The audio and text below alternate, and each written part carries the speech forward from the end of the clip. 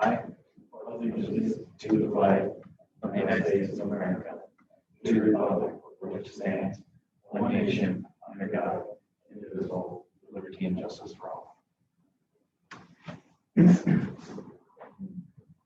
Tim, do you have Mr. Middlestad out there in virtual land anywhere? Look. Earlier today, he said he was going to work. Run a little late, okay. Ms. Burkmeyer, would you mind handling some duties for things until Mr. Middlestad arrives? Thank you. So we'll begin with the roll.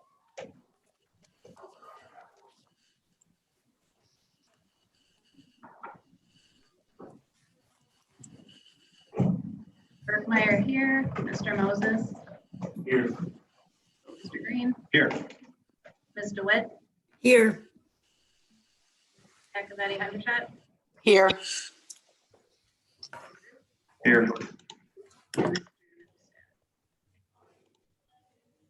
All right, we have a quorum. As part of the extended COVID learning plan, I've been informed that if we have board members that are attending virtually, that they need to let us and the community know what city and state they're actually sitting in. So I think we've got Ms. DeWitt, if you could let us know what city and state you're sitting in, that would be great. Chesterfield, Michigan. Thank you, ma'am. And Ms. Hendershot. New Baltimore, Michigan. Thank you, ma'am. All right, I think we're going to move on to Mr. McDonald, who's going to review our extended COVID learning plan. We do have to review this plan every 30 days. So we have not had the opportunity, I don't believe, to do that in October. So we are going to be doing that tonight. So we'll turn it over to Mr. McDonald. Thank you, Mr. Green. I believe we have a PowerPoint accompanying this presentation. So are you guys able to see it? Hold on a second. I'm trying to get. Okay, I'll wait just a second. But as we get set up, as President Green stated, that this is a part of our reconfirmation process of our extended COVID learning plan that we established a few weeks ago. So we do have an update for you, and it's my pleasure to update you and present the extended COVID learning plan and kind of explain the reconfirmation process. So we'll go ahead to the next slide.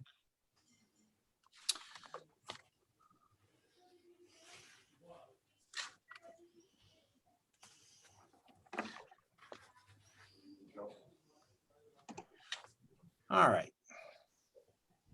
Getting set up here with the next slide, kind of give you the slide number 2 there that will give us the current status. Just kind of remind everyone of where we're at and what we're doing. So on October 5th, we came back face-to-face from our remote setting. 404,408 students returned to the face-to-face instruction. Technically, that was really just the kindergarten, 6th and 9th graders. So that was really would be on the 6th.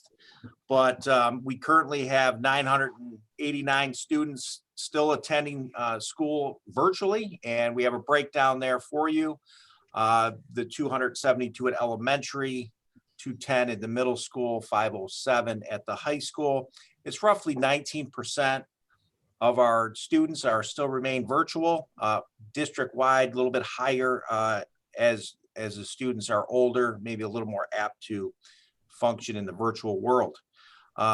Throughout this, I don't know if you guys can see the whole screen, I can't, but being able to add in virtual instruction, we're able to have 4 teachers teach virtually and avoid taking a medical leave. And we do currently have 4 teachers on on leaves or extended FMLA leaves currently. So that's kind of just the update of where we're at. So we have both face-to-face and virtual. We did stagger the start with the kindergarten, 6th grade, and 9th grade, starting a day earlier to get them familiar with their new buildings, their new surroundings. And I think that that went very well in terms of having that day to make them feel comfortable with coming to their new schools. We get the next slide, Tim. This is all part of Public Act 165. So as President Green discussed, that no later than 30 days after we extended our learning plan and it was approved by the ISD, we have to reconfirm and kind of take information from the public, and we will be doing this. This will be on the agenda each month. Next slide, please. So there's three things. There's three agenda items that will be coming up each month, and they're pretty simple. So each month we'll talk about how instruction is going to be delivered. And then after we talk about how our instruction had been delivered and is currently being delivered, we need to take public comments from parents and guardians. And then we review our two-way interaction rate. So that is how kids are, whether they're attending live in person or if they're logging in. And a two-way communication actually is where it can be initiated several ways, but a teacher would have to initiate, student would have to respond. And that has to happen 2 times each week. So we're going to go over those rates at the end. These 3 items will reoccur each month. These are the 3 things that are spelled out in Public Act 165. So at the next slide, we're going to review what we've been doing and kind of where we are with how we are providing our instruction. In the pre-kindergarten, so preschool, currently we have in preschool, all our students are in person. But there had been times where as needed, educational hard copies were made and given to students, but currently we are in person by choice of the students. So that's where we're at with preschool. We go to the next slide. K-5 elementary, we have both in-person and virtual students. And we were able to separate those teachers from the virtual setting and the face-to-face setting. It took a little bit of time through this last month. There was some challenges with staffing and finding enough teachers to be able to do that. But they all use Schoology as their learning management system. And with the virtual instruction, we do have both synchronous live instruction and asynchronous, some recorded instruction. If we go to the next slide, just remind everyone what we're doing at the secondary level. We are, again, in person. In our in-person and secondary, just a reminder of the way it looks is we have a 6-period day. Students see all 6 classes each day. Those hours are shortened, and there is extra time at the end of each day for teacher planning and preparing to teach both virtual and face-to-face students. In the virtual world, so to speak, there's majority of our teachers are using an live streaming, kind of an open Zoom meeting during their instruction. Some, however, may pre-record a lesson that is the same content, same curriculum of what they would be teaching live, and then offer that to virtual students. And teachers who choose that route have to make daily 2-way communication with the students to make sure that they receive the instruction and get feedback as needed. And at the secondary level, we did, again, stagger the start with our 6th and 9th grade and bring them in a day early. We are also using our Schoology learning management system, where we used that even into last spring, just as a virtual kind of like website learning where lesson plans and everything is found and submitted. So that's being used at both elementary and secondary level. Some of the assignments or assessments in our virtual, although the content is the same, some of the assignments vary just a little bit to accommodate for the virtual world. For example, they may watch an experiment or a lab situation as opposed to physically participating in one due to the fact that they're not in the room. So that's what we're doing at the secondary level. The next slide, we talk a little bit about, what have we done, any higher level of supports, and just some things to highlight what we were able to do for specific groups of at-risk students. In our English language learners, they're offered support through an ELL tutor that's assigned through the ISD. And also, we will be offering after school tutoring. We had this last year. We're getting this started this week with our tutor there.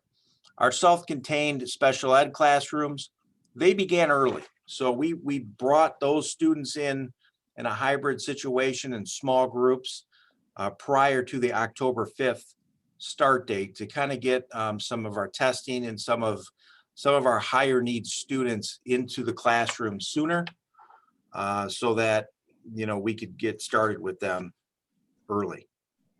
Also, technology support. So that was offered not only to our special needs, special populations, but it's also was offered to anybody. So that we had a number of appointments where people who struggled with the use of technology or a particular device and kind of its, connectivity to our Schoology platform, they would come in by appointment so that it could be socially distant, and we could go through that. Our instructional technician and our technology director spent time going through specific issues that people may had, parents and students. Also, that would go along with this technology support in a higher level of support were the devices that we've allocated and the Wi-Fi connections that we passed out. And I know Anita is going to get into specific updates with that, but that does also fit in this area of our reconfirmation.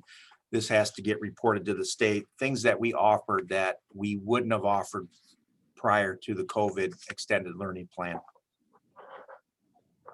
So at the next slide is really so what I just explained to you was what we've been doing, how we've been offering the instruction. Just a recap of our last board meeting, really, of how we set up our instruction.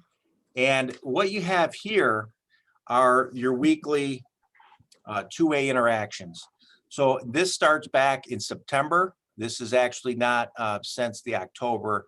It goes back to even into September. So we have the weekly, we'll have to report those by each month. So the first 4 weeks would be for September and so on. So what you have there's, read them to you, 80, 87, 90, 90, 87. And then as we got back into face-to-face, because face-to-face also counts, and it jumped up to 97. And we were 97.4 last week. So week 6 was actually last week. Weeks when it comes to this actually start on a Wednesday and they end on a Tuesday. So it goes along with our count day Wednesdays, and that's how the weeks start. And so this week's actually just came in at the end of the day today. And so for week 7, we were also at 97.74. And it was not an error. It was the exact same attendance somehow of last week. So attendance rate has climbed and is doing well. And that is where we're at with that. Next slide. So again, part of the extra part here that we have to solicit public comments. So I think I would suggest at the end of this slideshow, and we have a brief video that give you a visual of what some of the instruction looks like and some of the ways that our teachers are choosing to use their instructional tools. We'll take a look at that. Then we would solicit the public comments from the parents and guardians of students that are in our district.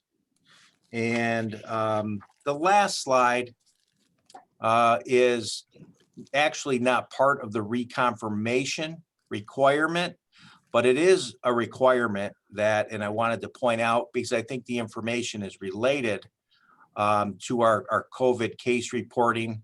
This is a screenshot of our homepage. There is a link there on our homepage that is really easy to see on the left side of the homepage, where you can click on and get an update on reported cases and possible exposures. So there we've had a number of exposures at different levels and cases, and so they're all on the website. So again, this particular page is required that we have it, but is not required through the reconfirmation plan. But again, I felt like it was relevant and wanted to make sure for transparency purposes that this, everyone was aware where they could find this information. Are there any questions to this point? Does anybody have any questions from the board? From the board. Donald, before he moves on. I don't hear any, sir. Okay, so what we would like to do now is just give you a visual of some examples, again, of different ways teachers are using their technology tools. And, just to reiterate, while they queue up the video, our staff's working extremely hard adjusting to the new teaching models. We have a very dedicated, perfection-driven teaching staff, and I can tell you that I think we're seeing progress each day, and I think they're getting a little more comfortable with it. They're still challenging for some, and, integrating the technology and the two audiences to teach. But we just wanted to show you a little bit of how they're doing it, and you'll see that there's a variety of ways that people find, that teachers are finding that works for them. And we'll just take a look.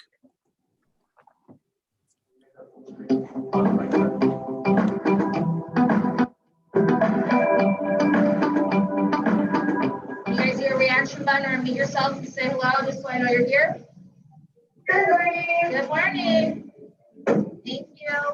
This afternoon, the answer key to the study guide, probably around 140 face-to-face kids. I would also, when you get home from school, check that out.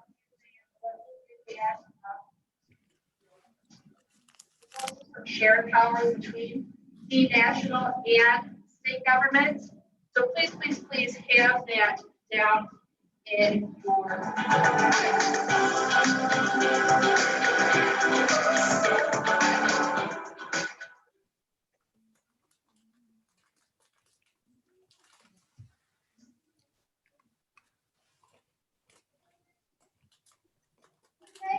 So if you're behind on questions, you'll have the opportunity to be able to get caught up, and then we'll see. I've had this on our agenda for a while, and we'll see. All right, type it in the chat. I'll come and take a look.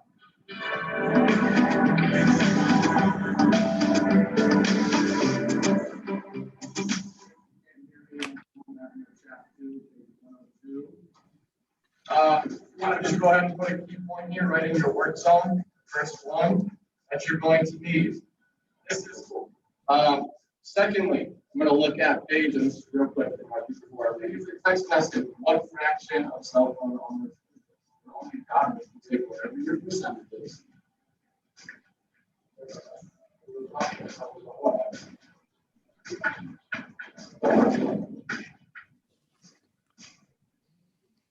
Simple math.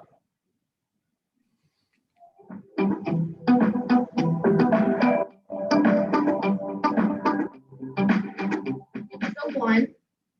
Now x to the 4th power or 5th power isn't there. And because there is no x to the 5th power, we have to put a 0 as a placeholder. The x-axis.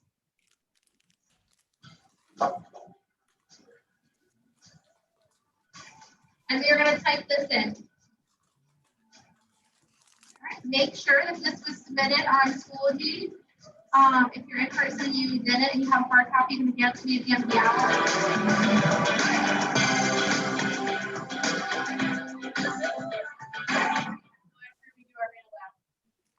What do you have, Miss Georgia? Our technology here, as we're using our ladybug, you guys can follow along with me. It's almost as if I'm sitting in front of you in our classroom together, and I'm showing you the pages as I read it, right? Give me thumbs up if you guys like this. At a time, there was a little old lady who was not afraid of anything. Herbs and spices. So again, we just wanted to take a second and show you some examples of how it's going again.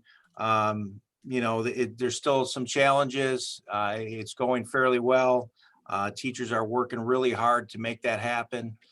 There's technology doesn't always cooperate, as we know, but the daily, the daily planning time at the end of the day has certainly been very well utilized and important for our staff to be able to prepare to teach both settings. But I just wanted to thank the staff that for their hard work and kind of give you guys a glimpse of what it looks like. I thought those examples kind of showed a variety of different ways in which so when you saw the computer screen, that's obviously what our students would be seeing and what it would look like in different ways they show their documents or their calculators or their use of the smart board, and that's how it would look for our kids. So that's where we're at, where we reconfirm kind of where we what we're doing, and take public comment from parents and guardians on their thoughts, and then as a board you would reconfirm or kind of take it month by month as we move forward. All right, Mr. McDonald. As Mr. McDonald mentioned, at this point, we'll open it up to public comments from parents and legal guardians of students enrolled in the district. I would ask that anyone who has something for the open forum, we are going to have the open forum immediately after this. So if you've got your hand up, I'll ask Mr. Sizemore to check in with you. And if for some reason what you want to speak about is something more appropriate for open forum, please move it to open forum. And again, even though we're taking the public comment, I certainly would ask for your name and maybe even your child's school. That way we can link up if there's any parents' concerns and try to get that situation resolved quickly. So Tim, what's the best way for you to, do you have a bunch of hands up? What do you have? Yeah, I don't see any hands yet. Okay. My tech man doesn't see anything yet, so we'll wait another 30 seconds or so. And see if, make a comment. While we wait, is any questions from the board for me?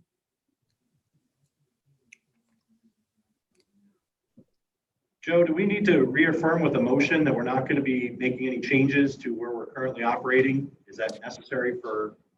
I think it's my belief, and we discussed this as a county today, actually, that most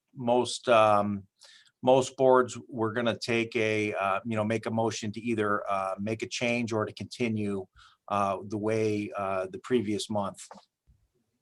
Very good. Anything on your end, Tim? No, sir. All right, we'll wait just another few seconds here.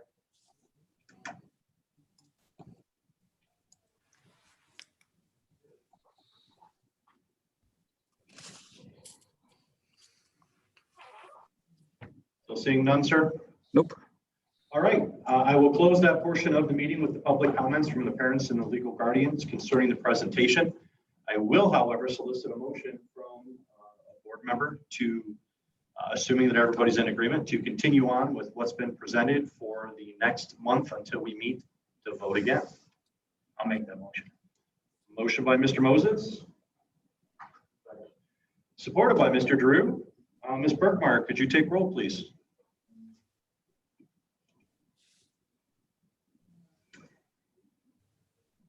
Ms. DeWitt, Yes. Ms. Akabetti Hendershot, Yes. Mr. Drew, Yes. Burkmeyer, yes. Mr. Moses, Yes. Mr. Green. Yes. Motion carries. So moving on down the agenda, this is the point open forum for the public to comment on Board of Education agenda, anything that may be on the agenda. Please again state your name and address for the public record. And please limit your comments to 3 minutes. Again, if there's something on the agenda that you want to speak about, this would be your opportunity. There is another open forum, public comment area towards the end of the meeting. But Tim, you have anybody looking to speak to us this evening for that? We do. I don't see the first one, Rose, unless she's under a different name, Rose Goddard.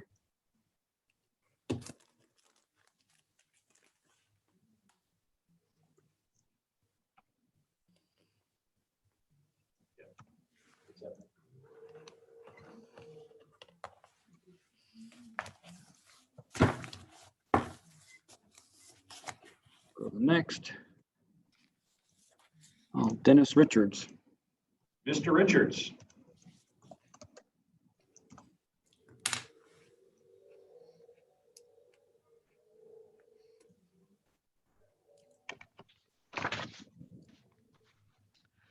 You have unmuted, Tim? He is now, yes. Okay. Dennis Richards, 9980 Arnold Road, Ira, Michigan. During the independent investigation that was done last year, it was brought to the district's attention of the extreme oversight issues in our central administration office. Over 2 months ago, a board member proposed we have another investigation in regards to an employee in the central administration office. Another board member said she did not need to spend the money on another investigation to notify her again that we have extreme oversight issues. At the same meeting, there was a directive given by the board to the administration to make sure Colleen Mellon received an evaluation within 60 days. Here we are, day 71, and no evaluation. Where is the accountability? I'm not sure if the board is aware of a buyout that was offered to her during the time the administration was trying to railroad her, but it was, and at whose authority? These are our taxpayers' money. Almost a year after the oversight issues were originally uncovered by an unbiased outside firm, and we are still having the same issues. What was the point of spending our tax dollars on the investigation if we're not going to fix the issues uncovered? When can we start seeing people at fault held accountable for their actions? Lastly, I also like to know what we are doing to fill the voids of teachers that we have right now. We have substitute teachers teaching honors algebra, and some classes having a new sub every other week. Our students deserve better than that. Thank you. Actually, I met with Superintendent Woodside at length this past Thursday. I don't know if he's prepared to give us an update, but I can certainly assure you that the conversations that I've been having with Mr. Woodside and the conversations I've been having with other district executives, if you will, there certainly is a teacher shortage that's been magnified by the conditions that we're in. And there is a very large substitute teacher shortage. So, Mr. Woods, I don't know if you're prepared to give a quick 2 seconds on that, if you would. Kind of the same things that we talked about last Thursday at our meeting. Yeah, I mean, we've got, the same challenges many of the districts across the county have. And I think as far as having, subs in our classrooms, we also talked about the idea that when you see more schools opening like Utica and Chippewa, it's going to get even more challenging. I think overall the staff has done a great job, but during this COVID-19, it's just really strange for all of us. So we do have subs covering, some of our classrooms, and you're going to likely to see that continue as we go forward. It's certainly on the forefront of all the board members' minds, as well as, building administrators. Unfortunately, we're all acutely aware of the teacher shortage in the country, as well as the subs here, especially in Michigan. As Mr. Woodside mentioned, when these other districts open, I don't know how else to say it, but it's going to be on. It's going to get real competitive. It's going to get real difficult to find substitutes, but I appreciate your attention to that matter, Mr. Richards, and it's definitely on our minds. Ms. Gunts?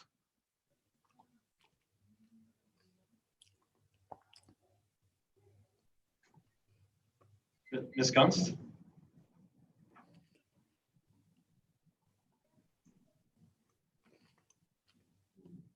All right.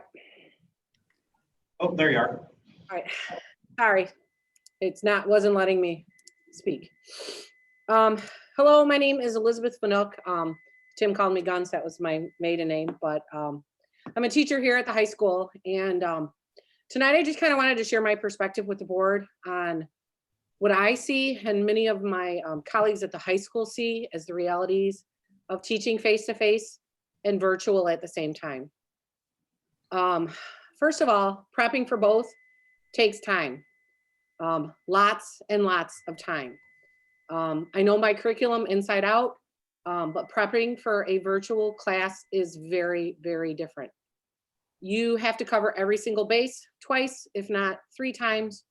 You do your best to make it crystal clear so that student who never attends a Zoom or will never ask you a question or respond to you can still figure it out.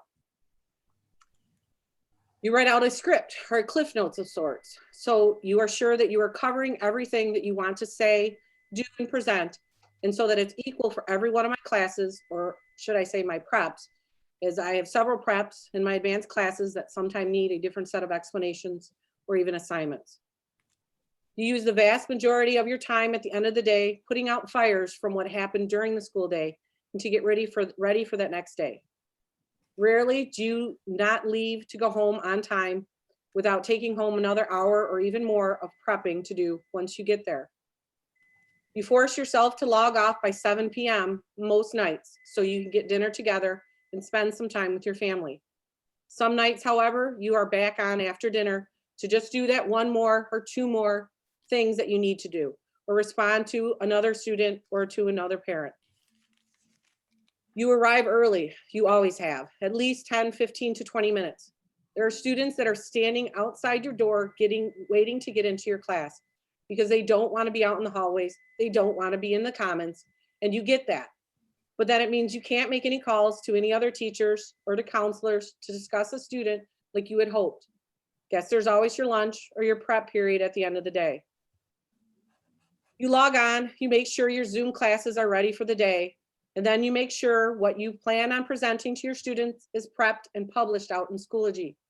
Because even though you Zoom every hour with every class, you're still going to have those few students that will never attend. So you need to make sure everything is in that folder for the day. You set it to publish right before class time, as we've been told we were to do. But then you try to set that up the night before, and you hope that that morning, sometimes it will work, sometimes it doesn't. Usually because you didn't click something right, or sometimes there is no known reason. It is Schoology after all. Once the bell rings and you get them started with some sort of bell ringer, you do your attendance. You do your best to keep track of who's a virtual learner, who's a quarantine student, and then you need to make sure that if they are a quarantine student and they're not on the Zoom, you let the attendance office know. I have never screwed up my attendance more in the last 2 months than totally for the last 23 years. Then you have the student, for whatever reason, just didn't feel like coming to school that day.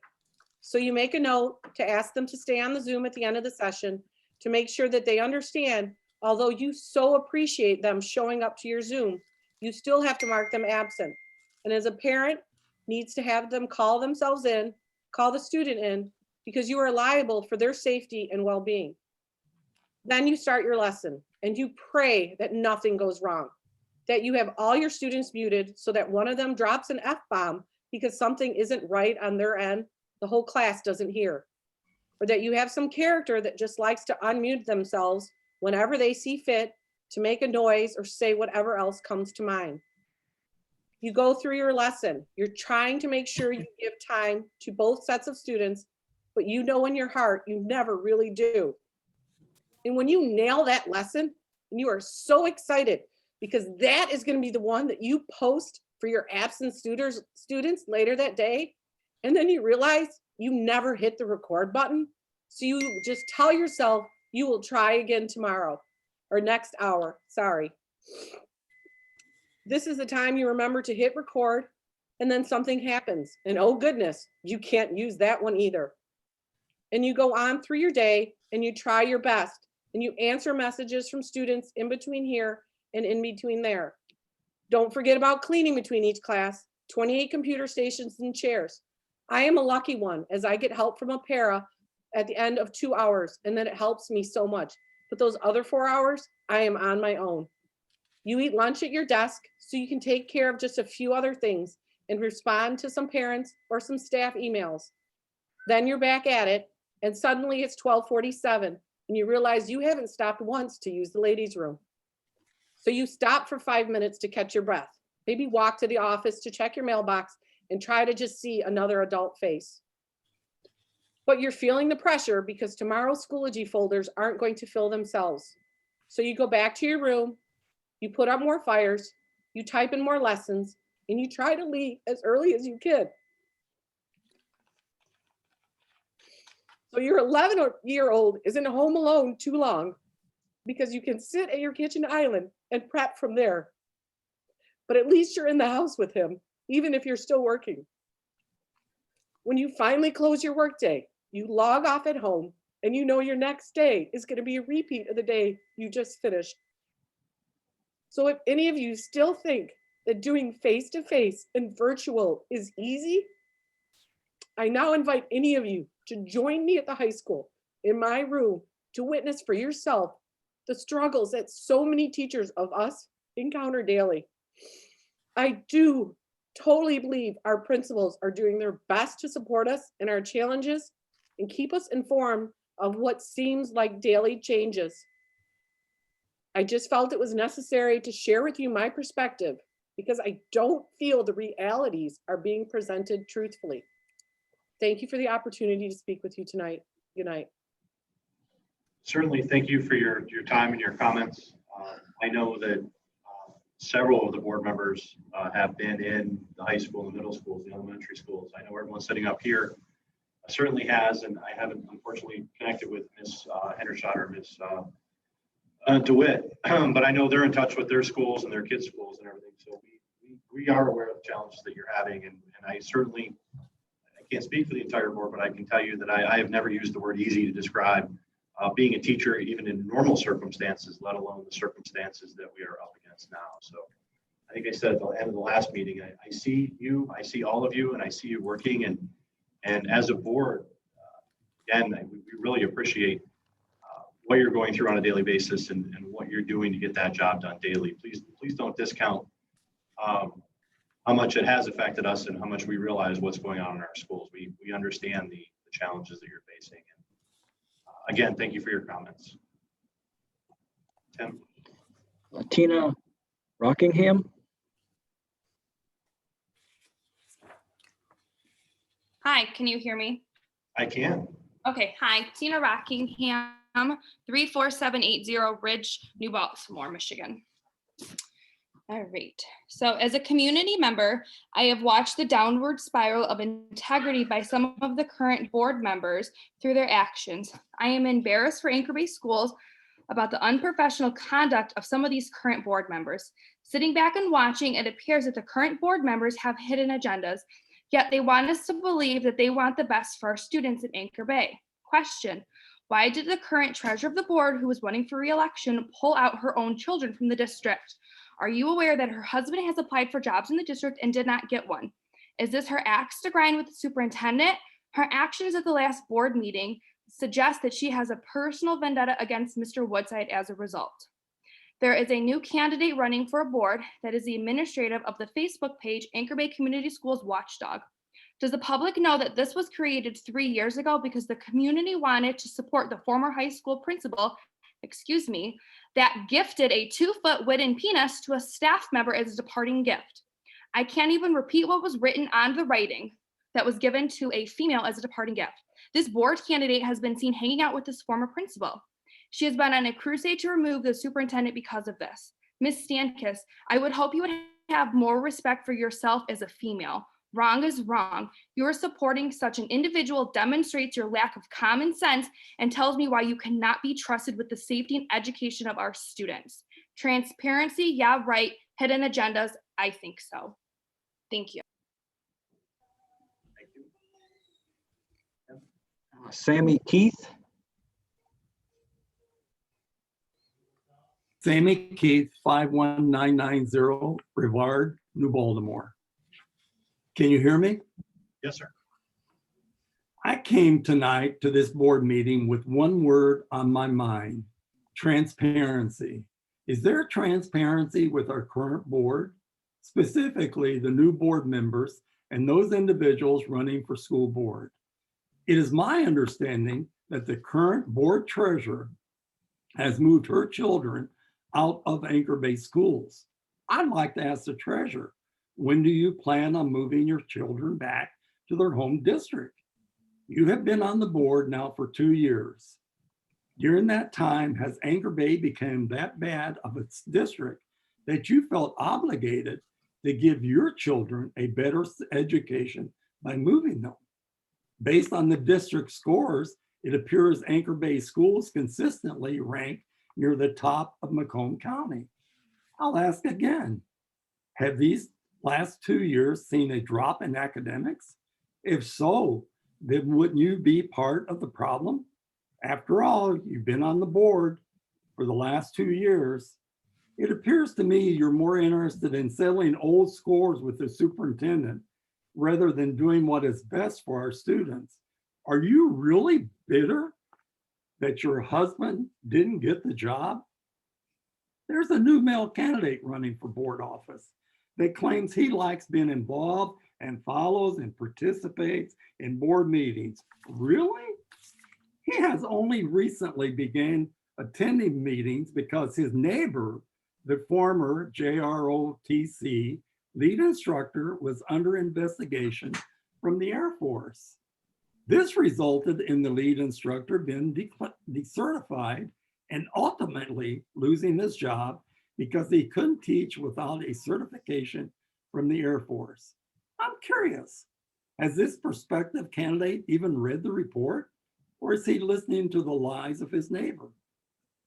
As a former service member, I know the Air Force teaches integrity and honesty as a core value. Did the former lead instructor conveniently forget these values? Do they only matter when convenient? This man couldn't adhere to the most basic values in the Air Force. And you want him to be a role model and teacher of our children? I think not. When values don't matter, society crumbles. I want an instructor in this program that teaches these values. For 20 years, this district has had sound financial management under Mr. Woodside. Since this new board has come in, their surplus and fund equity has bottomed out because of their votes to approve everything and anything. My vote is for Mrs. Hendershot, who, yes, has her children attending this district, yes, has a strong educational background, and yes, has kept this district financially sound. I urge other community members to research all of the candidates, ask the tough questions.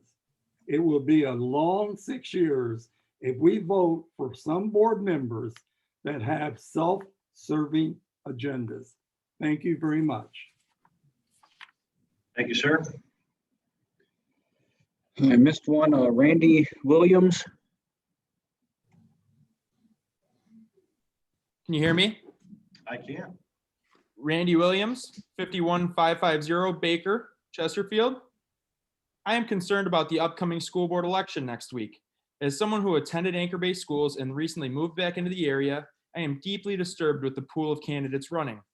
I am trying to understand how we have a current board member running, Ms. Birkmeyer, whose children don't even attend a district. If that is true, that's kind of messed up. If she doesn't want it better for her own children's education, why is she running? Sounds like she's running on all the wrong reasons. Last week, I was approached by one of my neighbors and asked to support Dennis Richards. I asked to hear a little bit more about him. My neighbor shared with me that his platform is to support his neighbor, Lieutenant Colonel Crothers. Wow, that was shocking to me because I heard about the JROTC investigation in the district. It was the talk of the community. I took it upon myself to research the facts, and I read the internal investigation report on the school's website. There was an outside investigation done, and bottom line is you can't lie on federal forms. He was decertified by the Air Force. Why is Dennis Richards a good candidate for the board then? Before this district falls apart more, I will cast my vote for Miss Berkshot.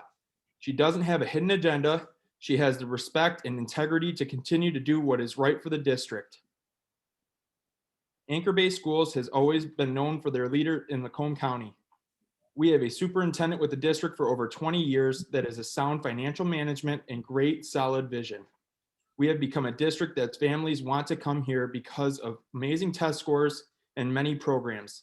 Let's get our facts straight before voting on November 3rd. Thanks, sir. We have Rose Goddard.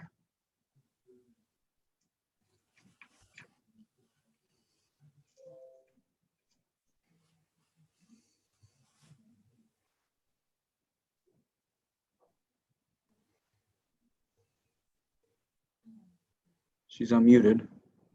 Rose?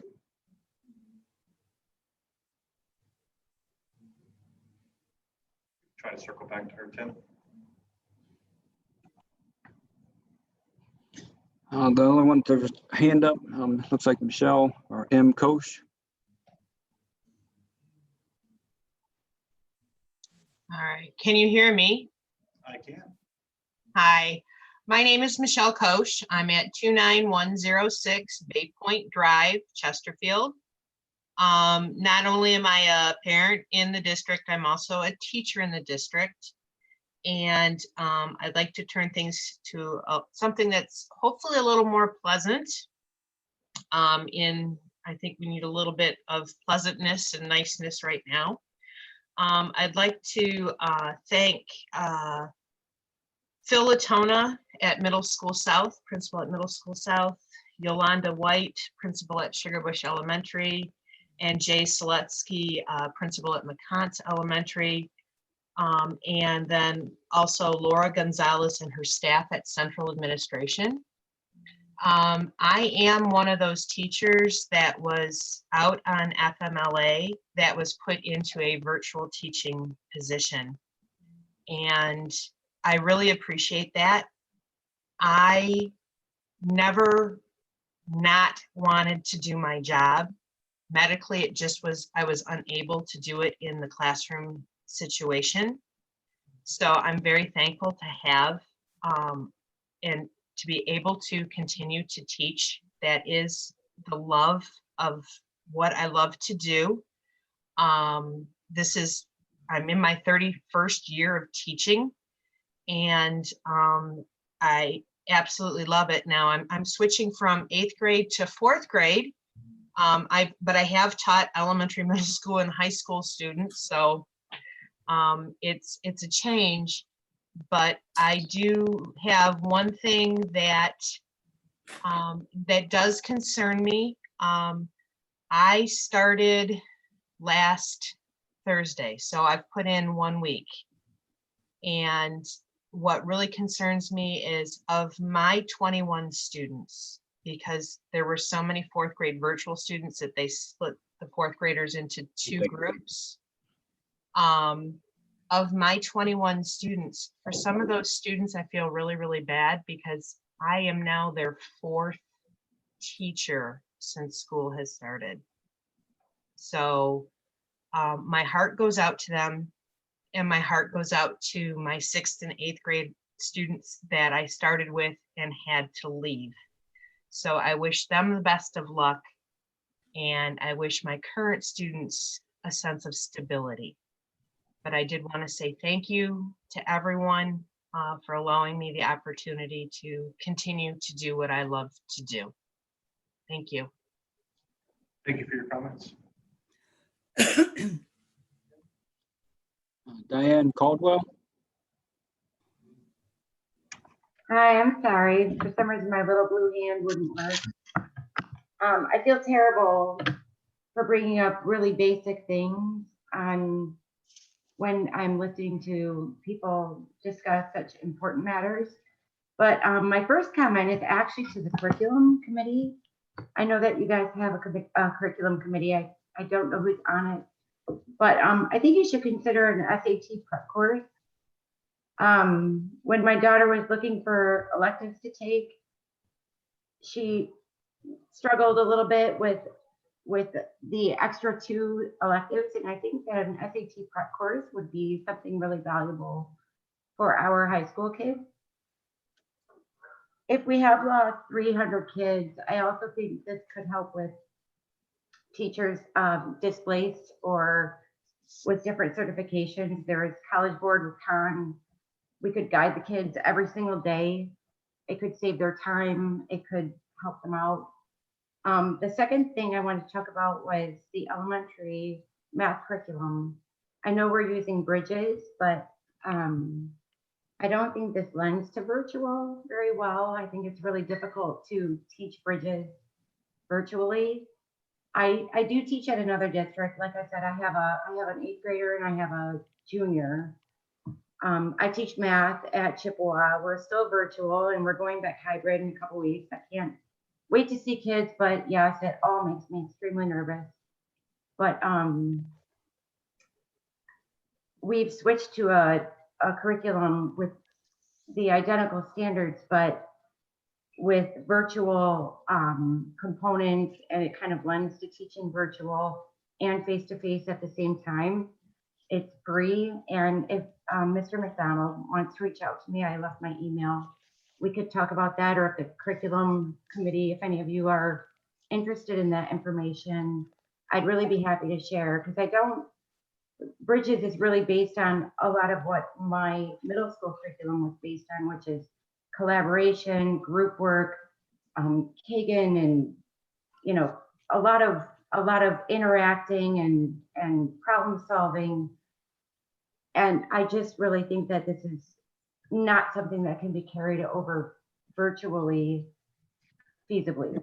So that was the second thing I wanted to kind of address. And the last thing is a really basic thing for the technology committee. I think we should offer all of our students access to their Power School without using their parent passwords. Once again, I teach at a neighboring district, and all of our students have their own access code and their own password so that they can see their own Power School activity. And that allows them to be the middleman versus their parents being the middleman. It gives them ownership, it gives them their own accountability. It allows them to communicate with their teachers quicker without their parents. And the kids really should be the middlemen, especially 6 through 12. I understand not wanting elementary kids to have their Power School access, but 6 through 12, I think, is the time where kids need to take ownership in their own learning. So I know it's easy, it's free, it's something that can be done quickly and simply. So that's for the technology committee. And that's honestly all I have. All right, thank you, Ms. Caldwell. I did take some notes, and I will certainly reach out to Mr. McDonald. I'm sure he got some notes as well. And I know a couple of the board members are on technology, so we certainly will reach out to you if we can use some help. Yeah, we've got it. We've got it. Tim, next. Heather Hooten. Can you hear me? I can, go ahead. Yes, thank you. My name's Heather Hooten and I'm at 31549 Riverbend in Chesterfield. My main word of the year so far is frustration. I have a freshman in high school who has struggled with many assignment submittals on our platform Schoology. I have sat and watched her submit assignments only for them to pop back saying that they are not submitted, and she has had to redo multiple assignments 2 to 3 times each. This has made her transition to high school very difficult. Some of her teachers have been very accommodating and have been helpful. Others have not responded when she has reached out to them, and others have still just said, I need to have you redo the assignment yourself. This has gone on for far too long, and I don't know how to handle this anymore and tell my daughter to continue to do assignments when she has done them now multiple times. Thank you. So have you had a chance, obviously you've talked to the different teachers. It sounds like you're getting some responses, you're not getting other responses. My daughter has I have reached out to one teacher where she has several assignments that have not gone through, and she was actually able to work with this teacher, and she showed her this is what's happening, and there's like a refresh issue or something that is happening somewhere between my daughter submitting it and the teachers receiving it. But this is now she having to do these assignments 3 times when, you know, she's putting in a lot of time already. And to have her have to do this 3 times, it's very discouraging for a 9th grader.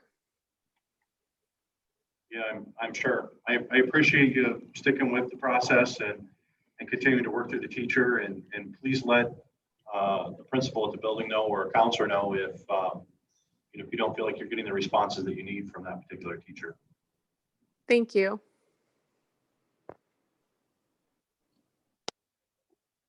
Brian Rivard. Hi, this is Brian Rivard, 36760 Alfred Street. Keep comments brief. Obviously, reached out to several of you guys over the last couple of days over the technology issues and just frustration with some of the neglectful I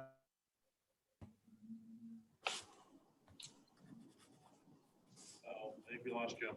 in fact, I feel horrible for them for being in the situation, and just look back to those school board meetings when they were deciding whether or not we were going to go back to in person, and how important it was to rush back after only 7 business days of having time to prepare. And when that concern was brought up, specifically the 7 business days, I don't think anybody even questioned that.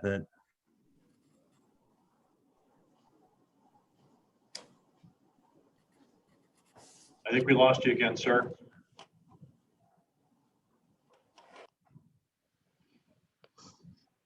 Let's go ahead and move on, Tim, and then see if we can circle back to him. Maybe he'll, I'm guessing he's in his car. All right, Miss Ann.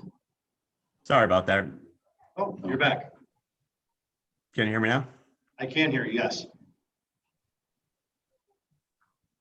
And then I can't.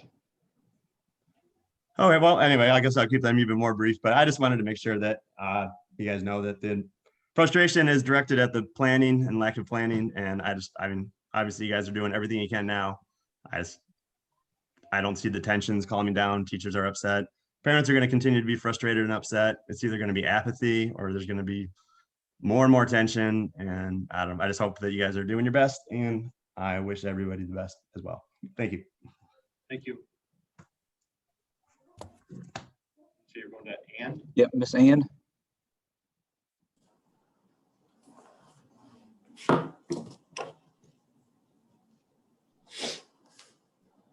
Miss Ann?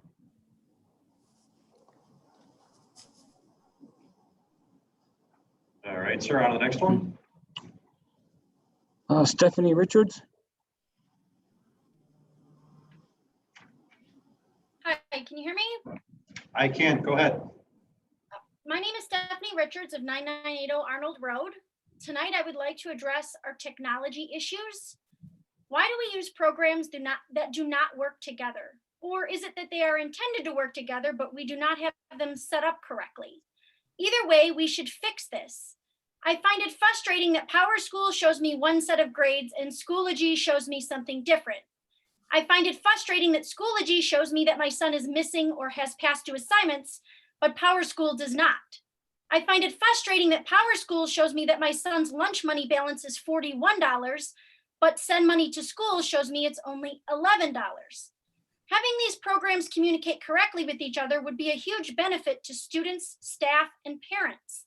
It's easy for me to send an email to the teachers to find out which is correct, but that takes time away from them teaching and or planning, and really should only be a Band-Aid to this while we find a better solution. Simply putting a system of programs in place that work together correctly is just much more logical. I work with my IT department at my job, and they don't always think about the programs from the end user perspective unless someone speaks up. So this is me speaking up and asking for us to do better in this area. Thank you.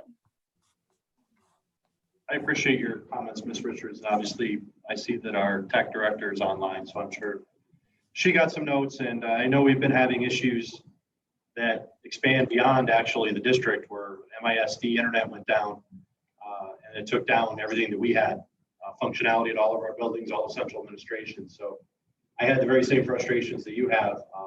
However, the only thing I could do would have been to drive over to the ISD and yell at somebody there. So I know Anita's working on it with her team, and I know that everything isn't perfectly aligned in terms of communication, and it's definitely something we're working through. Sir? I don't see any other hands. All right, well, we don't seem to have any other hands up. I'll wait just another second.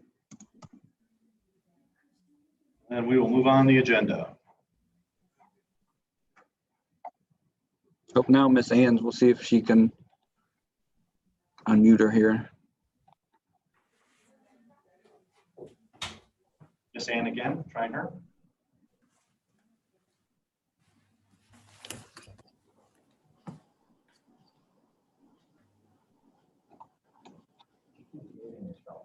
Yeah. Last call for Miss Ann. It sounds like you're muting yourself. We're unmuting you and you're muting you. I think you have the wrong name. This is Rose Gottler. Oh. She had her hand up too now, but no. Do we need Okay. to Rose? I did want to speak, but not if you're trying to get the other person. No, that's okay. We'll jump over to you while technology tries to get the other one to work. Okay. I got it. Uh-oh. Sorry. All right. I Sorry. will mute. Go ahead with Miss Ann and I will mute. Okay. Sorry. Thank you. I'm wondering if I could ask a couple of questions to the board.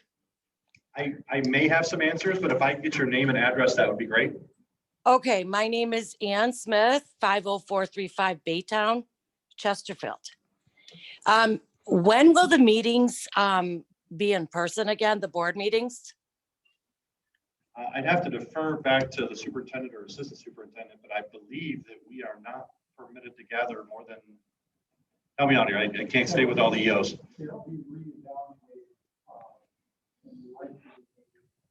Back face to face after December 31st. So right now, okay. Right now, your order goes to December 31st. Okay. Okay. So My it's concern is schools are back and there are 20 to 30 students per classroom. If they can all be in school and amongst everybody else, I'm kind of wondering why the board isn't willing to do that. It's And actually, subject themselves. it's actually not anything that the board has any control over. Initially, it was the governor's executive orders. And now it is actually, I believe, the Michigan Department of Health and Human Services that is mandating how we are able to conduct our meetings. But yet they let 20 to 30 kids per classroom in with one teacher. I don't find that acceptable. And I also don't find the fact that there are 10 students around one lunch table with no masks and no protection. I have people in that school and I'm very afraid for their safety. There's not a lot being done there as far as the desk cleaning and everything else. Is there any way that can be monitored? Certainly. Obviously, we have a return to school plan that dictates you know. Well, I'm seeing 1 drop of hand sanitizer per desk. There's no desk cleaning solution. The first couple days of school, there was not 1 drop of hand sanitizer in the classrooms.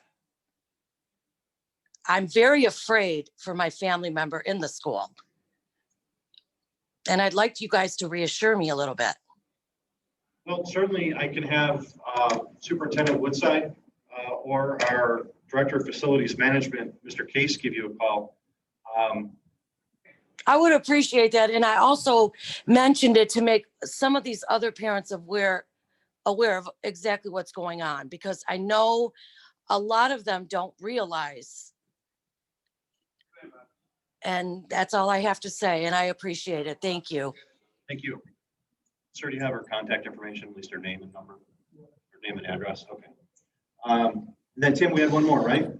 Yeah, well, there was a couple keep raising their hand now, but we have Rose. We'll unmute her. Thank you. My name is Rose Gottler. I live at 4700 Mayor Road in Casco. We actually do Anchor Bay through Schools of Choice. I just wanted to point out a couple things that we're experiencing through the virtual academy. We signed our daughters up in August when they sent out the survey. And it's falling pretty far short of the mark in our experience. We were looking for a quality education, a consistent education. It's been anything but consistent. The first 6 weeks of school, these kids have had 2, 3, and I even heard this evening 4 different teachers within 6 weeks. I used to be a classroom teacher. It takes at least a week to acclimate a class to new procedures and routines. And these kids have had 2, 3, or 4 different teachers within the first 6 weeks of school. So as you can imagine, there's not been a lot of learning time available to them. At the middle school and high school level, when the in-person students went back, my virtual kids, my 2 daughters, they lost their math teachers because the math teachers were not, for health reasons or whatever, were not able to teach anymore. And my one daughter is still waiting for a decent choir teacher to be hired, which teacher availability is horrible right now because it's a terrible situation. We're having issues with instruction in the Zoom classrooms. There's issues with Schoology not working correctly. I want to be very, very clear that we support these Anchor Bay teachers who are working so hard to try to make this work. They're doing the best that they can, but they're being asked too much. They're being asked to do way too much simultaneously, and they're overwhelmed. And we've already lost so many amazing teachers from this district, and we're going to lose more because people aren't taking this into consideration of what you're asking these teachers to do, and they're falling short on both ends. And I don't blame the teachers for that at all. My question is, they offered this virtual academy. We got to sign up for it ahead of time. Did anyone in the administration reach out to the teachers? Did they reach out to them for input on the virtual learning plan? Was there a virtual learning plan? I know that there's teachers in this district that are really tech savvy that could have given us a great program that was engaging for the kids to do. We have plenty of time to plan it. And right now my kids are bored. They're at home, they're bored, they're sitting in front of a computer, they're not engaged with the classroom because it's difficult for the teachers to do both ends of things. They're not being involved in the discussions as much as they could be if they were in person. I want to know, why were my kids not assigned a virtual teacher at the beginning of the year? We filled out the survey. You knew we were going to do virtual. Why do we have to switch so many different teachers? Now we've lost teachers at both levels. And I'm very disappointed with how the whole situation has laid out, and I'm looking at other options. And I don't want to pull my kids from this district, but if it means that they're not going to get a good education, we have to consider that. And I hate the thought of that because we chose anchor-based schools for the amazing teachers. There's phenomenal principals and staff and so many wonderful people in this district that do a great job. And I'm just wondering why this virtual option was even presented without even having any plans in place. I'm really hoping that the district is going to make improvements to the virtual learning platform. I don't know how you're going to do that, but I just want people to be aware that it's not meeting the mark by any means.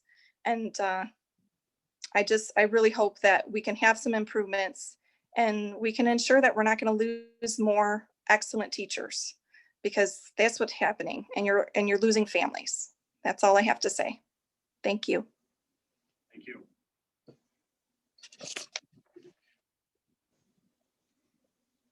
That it? Tim? Yeah, for right now, I guess. Okay. I don't know if it's appropriate for you to address this point in the open forum.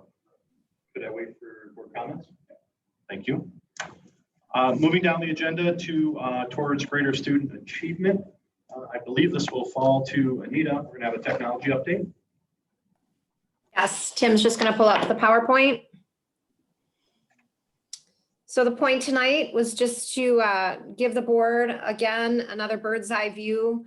I know Joe talked about some stuff. The video kind of pointed to a few items, but just to kind of recap the purchases that we've made. So to refresh everyone's memory, we have purchased 2,614 computer devices since COVID started.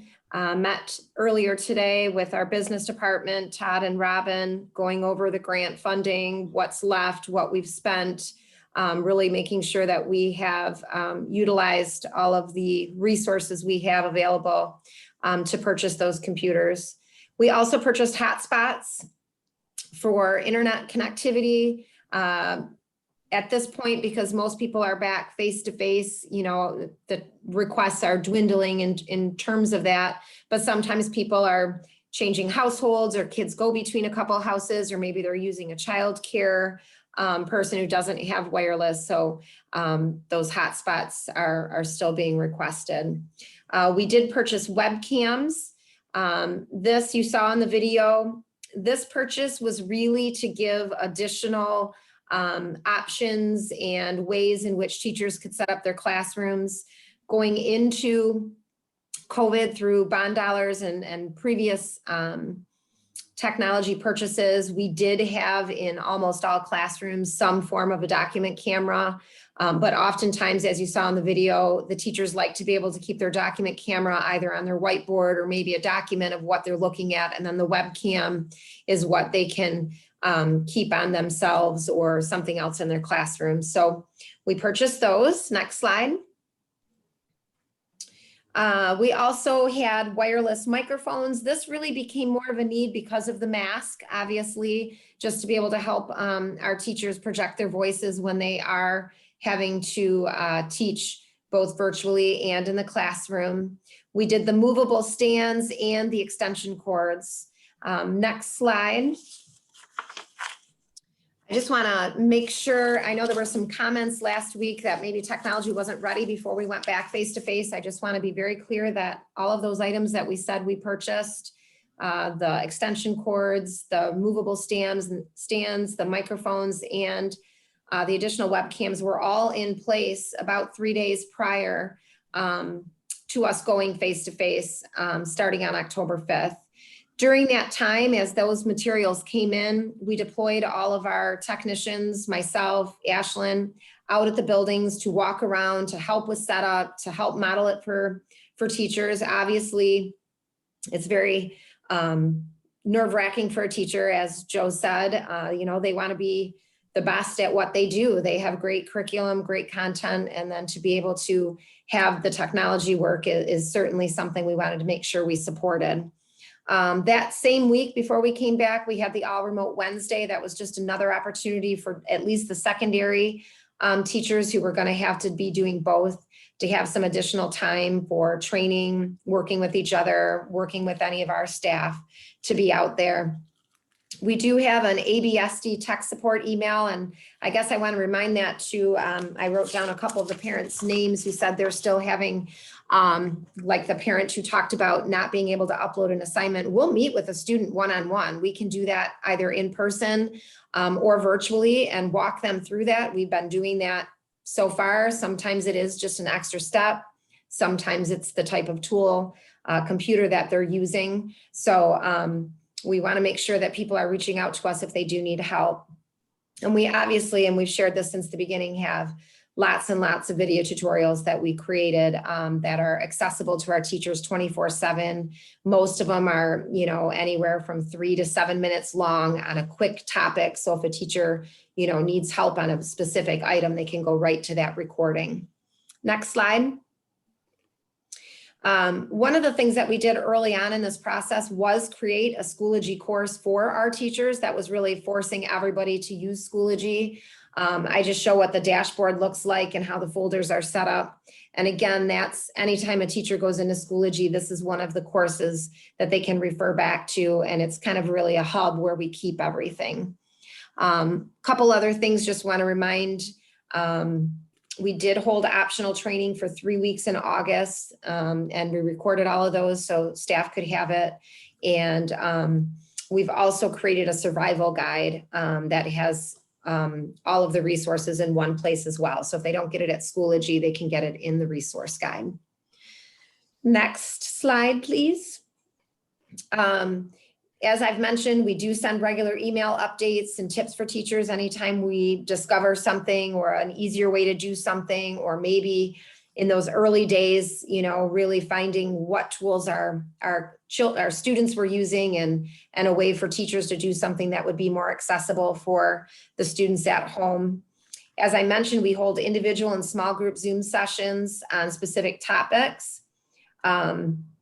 We also every Monday have an open Zoom. So it's pretty much just Ashlyn and I as a drop-in. We have an open Zoom and teachers join for a question. They share their screen. We walk them through it.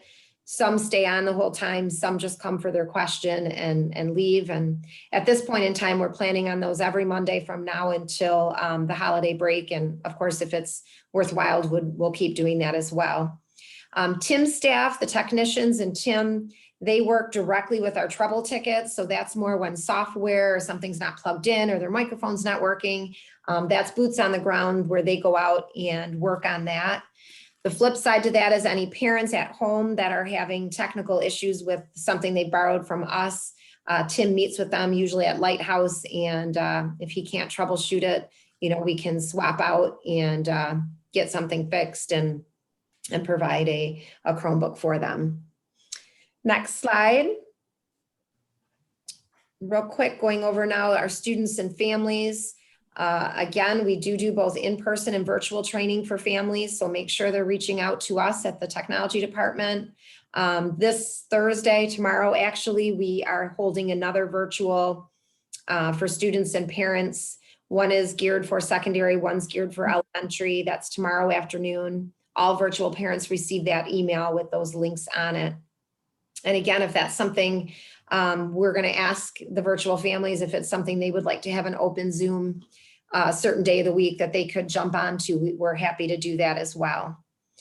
Again, I can't say enough to what Tim and his technicians are doing to support the hardware and get everything working and help teachers as best as they can, as quick as they can.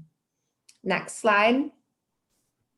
So if there is good news through COVID, I know technology gets a black eye often because, of course, you know, when we want it to work, it doesn't. But I will tell you our comfort level from students, parents, and teachers are rising. The types of questions our teachers are asking, it's like they understand now the basics and they're asking very creative questions and ways to do things in a shortcut manner or something that might be easier for their students to garner. So we're really seeing a lot of good stuff happening in terms of comfort level. Same for our parents and our students. It used to be we would, you know, the phones would start ringing at 7 in the morning with people having trouble logging in or forgotten passwords, those types of things. And we're just not getting that anymore. As always, in Anchor Bay, colleagues helping colleagues, train the trainer is the model that's been used here a long time. There are definitely people in the building that kind of have the unwritten name of the technology guru, and they certainly help others. Talked about the home devices are dwindling. People aren't requesting as much equipment anymore, whether they return to face-to-face. Some people went out and bought their own or were gifted something, just planning for the future. And again, just one last piece of the good news is that we're going to be better prepared for anything that the future might hold for us. We're going to be better prepared because we've had to jump in with both feet. Anytime there's good news, there's always some challenges that go along with it. On the challenging side, if I can have the next slide. Internet sustainability, you know, obviously our internet is connected to the Macomb ISD. The Macomb ISD services all Macomb County districts, not to mention your local internet providers. And the fact that we do still have a lot of rural homes that they have sketchy internet. So you put all that together and you realize that, you know, the infrastructure really wasn't designed for the new normal, for everybody to be accessing at the same time with the intensity that we are utilizing it. So that's certainly a challenge. Having available devices for required quarantines, that's something we're working on right now, making sure we have some extras at the building. So if someone was quarantined, we would be able to send them home with something. One of the things we hear a lot on our open Zoom meetings is that our teachers are looking for new and creative ways to keep those remote students engaged. Obviously, you know, good teachers know how to keep engagement in their classroom, and this is a whole different ball of wax. So it's a challenge, but I do love that, you know, they're not hiding it and keeping it. They're sharing it and looking for advice from their colleagues and looking for advice from our technology department. And the last thing is just addressing some of the damaged devices. You know, that just comes with the territory when you have that many devices out. We're going to have to be mindful of that and kind of think about how we want to handle that in the future. So I just wanted to provide that quick update. I think my last slide just says questions. If anyone has any, please let me know. Are there any questions?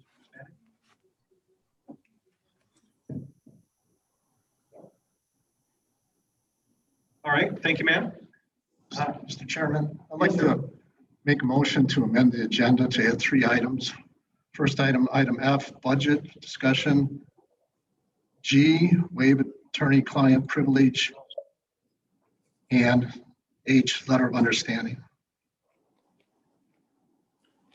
I'm taking some notes. I've got F is budget. What was it again, sir? Yeah, F is budget. G is waive attorney-client privilege. H is letter of understanding. All right, do I have a second to amend the agenda? I'll second. All right, motion by Middlestat, supported by Blank DeWitt. Yep, right over here. We'll pass it over to you. So you want to add these 3 items under general business, correct? Correct. Good. So we have a motion of support, sir. If you would call, is there any discussion, first of all? I guess I do have a question. I guess on G, we're waiving the attorney-client privilege when? 2 school attorney opinion letters of October 2nd and October 9th.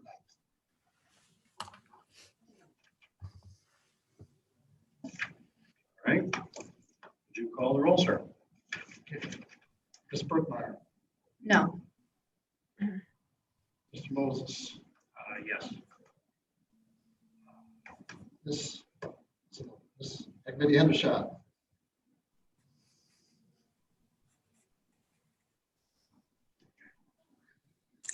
Sorry, I was having a hard time unmuting. Yes. Mr. DeWitt, Yes. Mr. Green, Yes. Mr. Drew, yes. Mr. Middlestate, yes. Thank you. Very good. So we have an amended agenda. So We're going to go back up to letter A under general business. That's the audit report. Will that be Ms. Randazzo this evening? Or is there a presentation? No? No, I don't believe that is this month. Okay, I'm sorry. I believe we're on bills payable.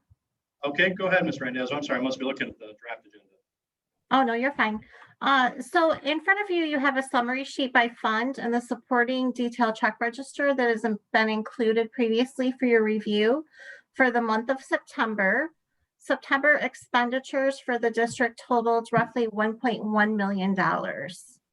If the board has any questions at this time, I'd be happy to answer those questions. Any questions from the board? If not, I'll solicit a motion to accept the bills payable for September 2020 as presented. I'll make a motion. Do I hear a second? Second. Motion by Moses, supported by Drew. Mr. Secretary, please call the roll. Sorry. Ms. Brookmeyer, Yes. Mr. Moses, Yes. Mr. Green, Yes. Ms. DeWitt,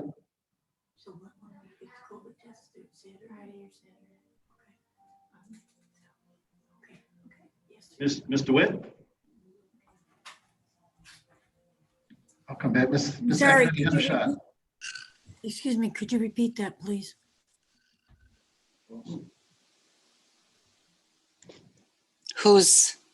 I'm a yes. Mr. Drew, Yes. Mr. Middlestate, yes. Waiting on Ms. DeWitt. What, yes.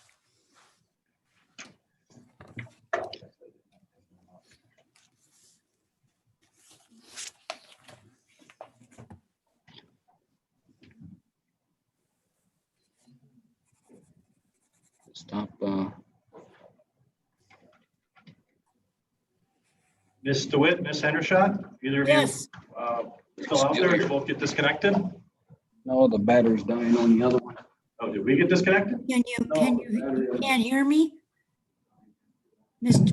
Green, can you hear? I answered yes. Can you hear me, Mr. Green?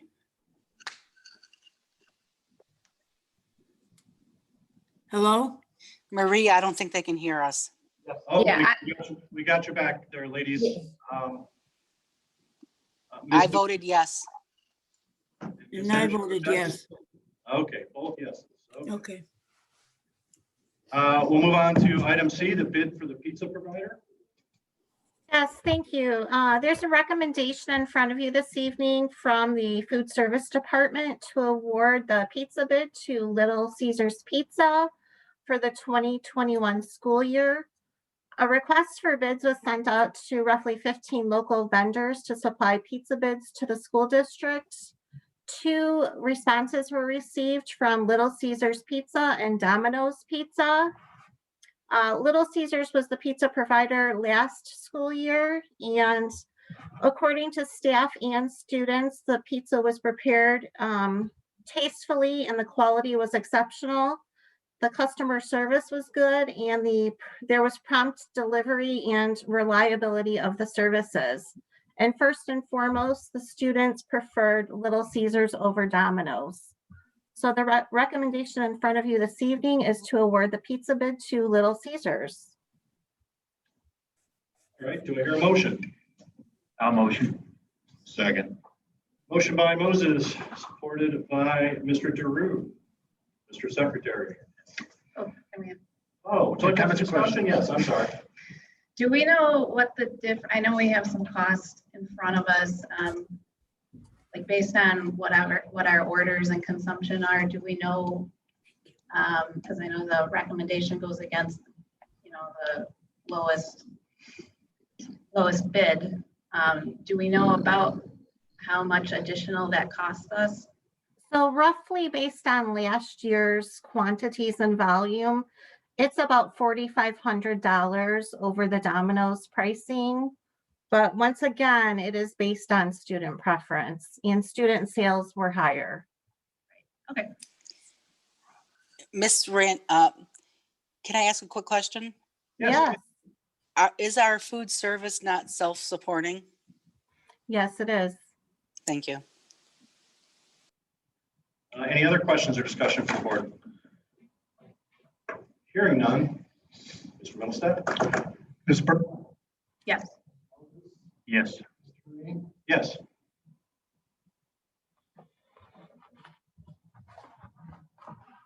Mr. Witt? Yes. Secretary Anderson? Yes. Yes.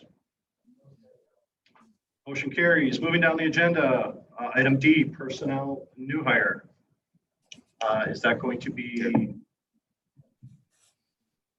You're good. Oh, does it flicker in again? personnel new hire, sir? Thank you. I believe that'll be Laura Gonzalez. Oh, okay.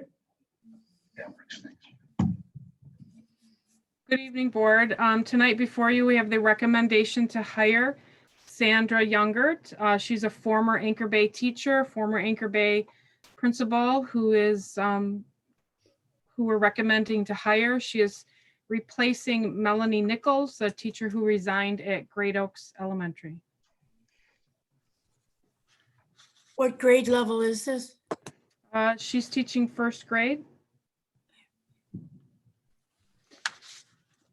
And Sandra holds an early childhood endorsement, which is what you would like for a first grade teacher. Do I hear a motion? I'll move. All right. Do I hear a second? I'll support. All right. Motion by DeWitt, supported by Hendershot. Is there any additional discussion before we move on to vote? I'd just like to make a quick comment. Mrs. Younger was my building principal for several years. I'm very excited to see that she wants to come back to our district. She was an exceptional building principal and a great teacher. And that's all I have to say. All right. Thank you for that. Anybody else? I would also, Sorry, go ahead, Ms. also DeWitt. say that she was part of our original initiative to bring young fives into the district and did an exceptional job helping to build the program and meeting the needs of that special population. So I think that we're very lucky that she's would be coming back in an early childhood position. Very good. And again, thank you, Ms. Gonzalez, for the resume. It always helps me to kind of scroll through that. So with that being said, Mr. Secretary? Ms. Brookmeyer? Yes. Mr. Moses? Yes. Mr. Green? Yes. Ms. DeWitt? Yes.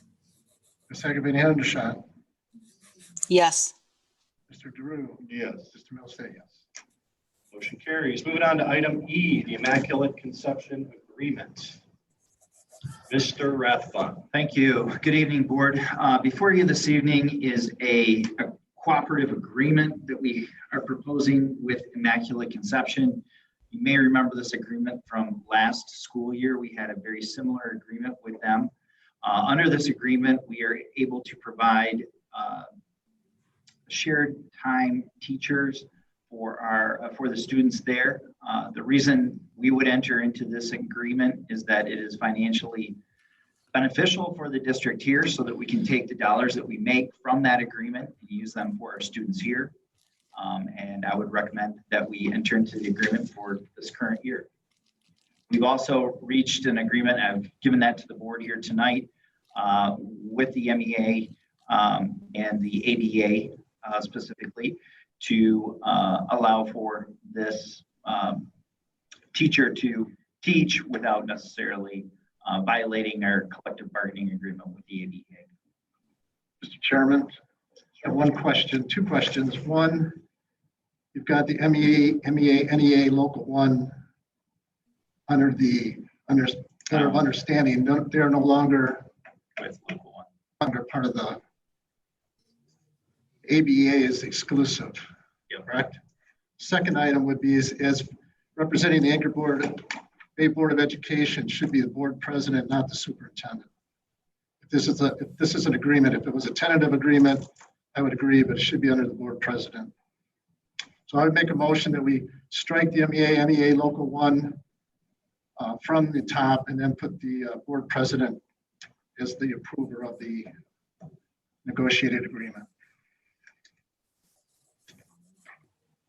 All right, so I've got a motion on the floor now to amend the letter that Mr. Rathbun presented as directed by Mr. Middlestat. Do I hear a second?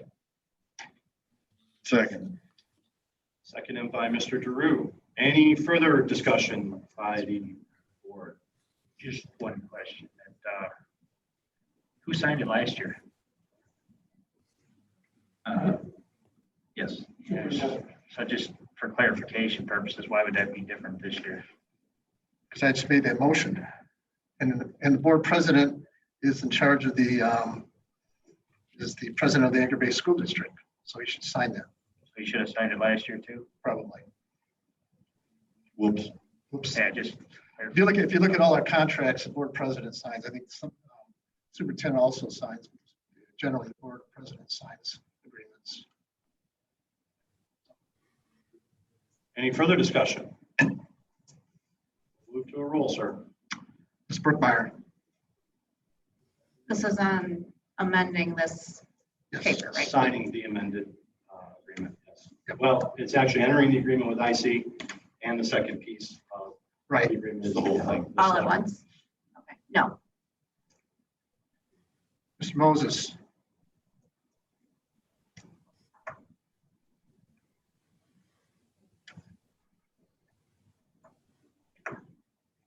I definitely support the agreement, but I don't understand the changes, so I'm going to say no. Okay.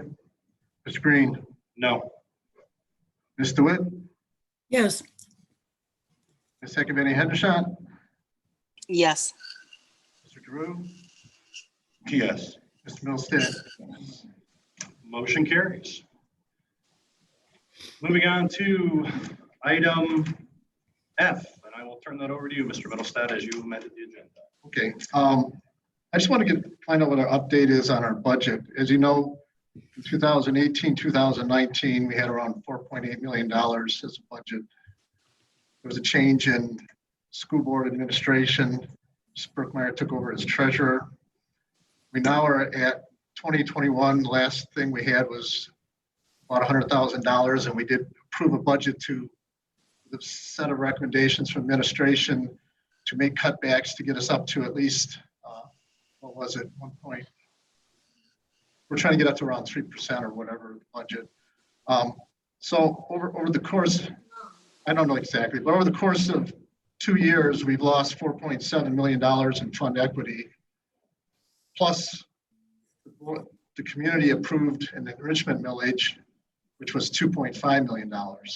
So over the course of 2 years, we've lost $7.2 million in terms of available funds. And I know the administration has presented a list of potential cuts and whatever, and we seem not to be discussing that, which I think is of prime importance to this district, because if we're down to about $100,000 in fund equity this year, and no solid, I know you guys have plans, proposals, but the board has not come up with a solid decision on what negotiated items need to be gone back to the unions.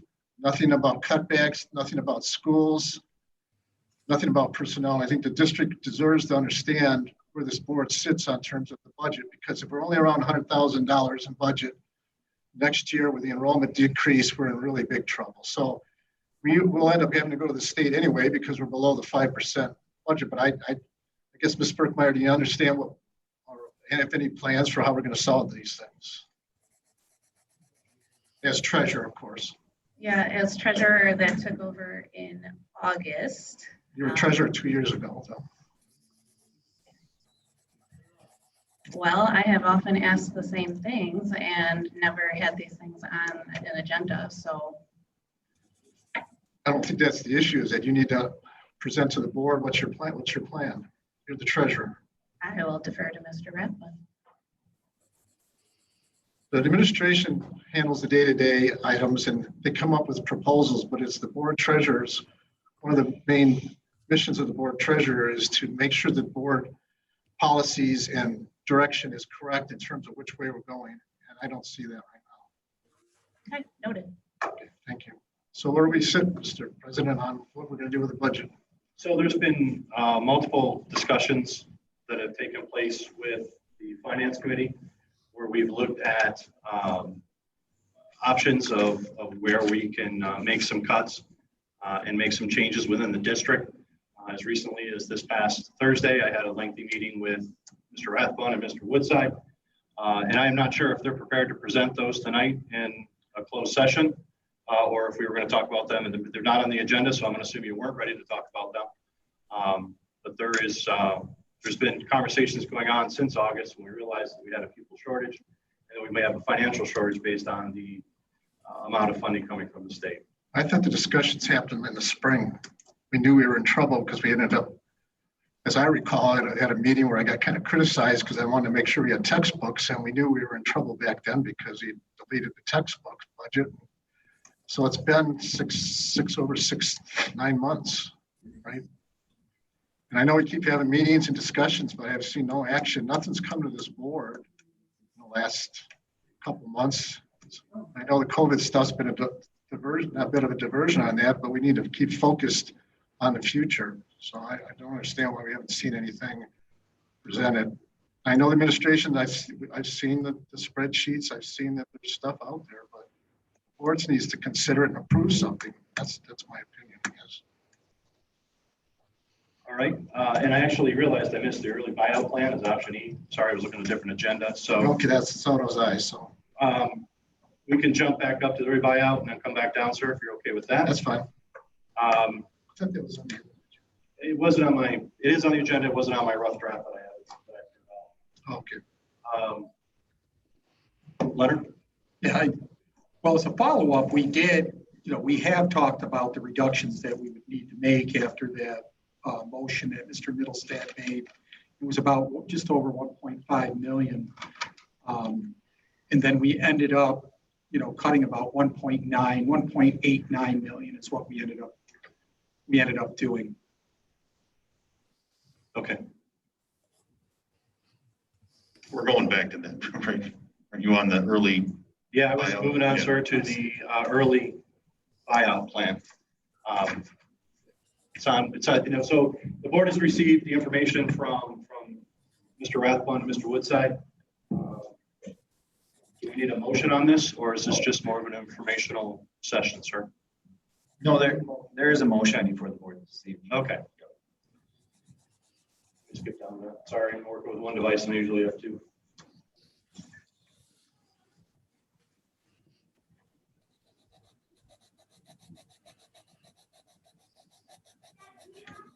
You have to have a motion on your computer, don't you? Any of you? As I'm scrolling through the bills payable, 60 pages. Sorry, give me a second.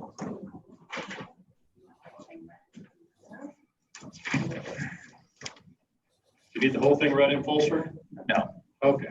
So each of you did receive in your board packet the information concerning the early buyout. So at this point, I'll solicit a motion to approve the severance plan as presented.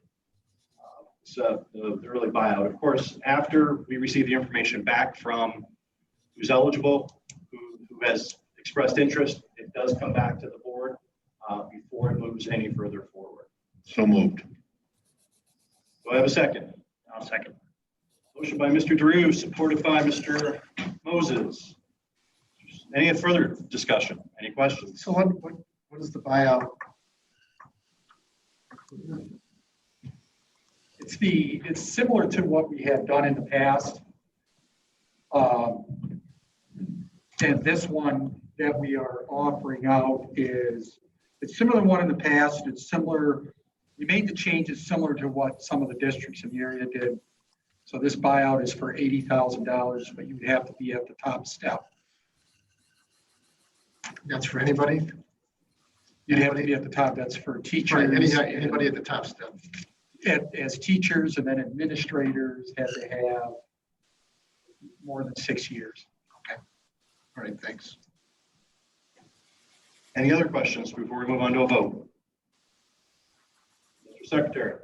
Ms. Bergmeyer. Yes. Mr. Moses. Yes. Mr. Green. Yes. Ms. DeWitt. Yes. Ms. Hendershot. Yes. Drew. Yes. Ms. Middlestate, yes. Motion carries. Moving on to item G, waiving attorney-client privilege. Yes, there were two letters that were written regarding the letter of understanding regarding the prohibited subjects items.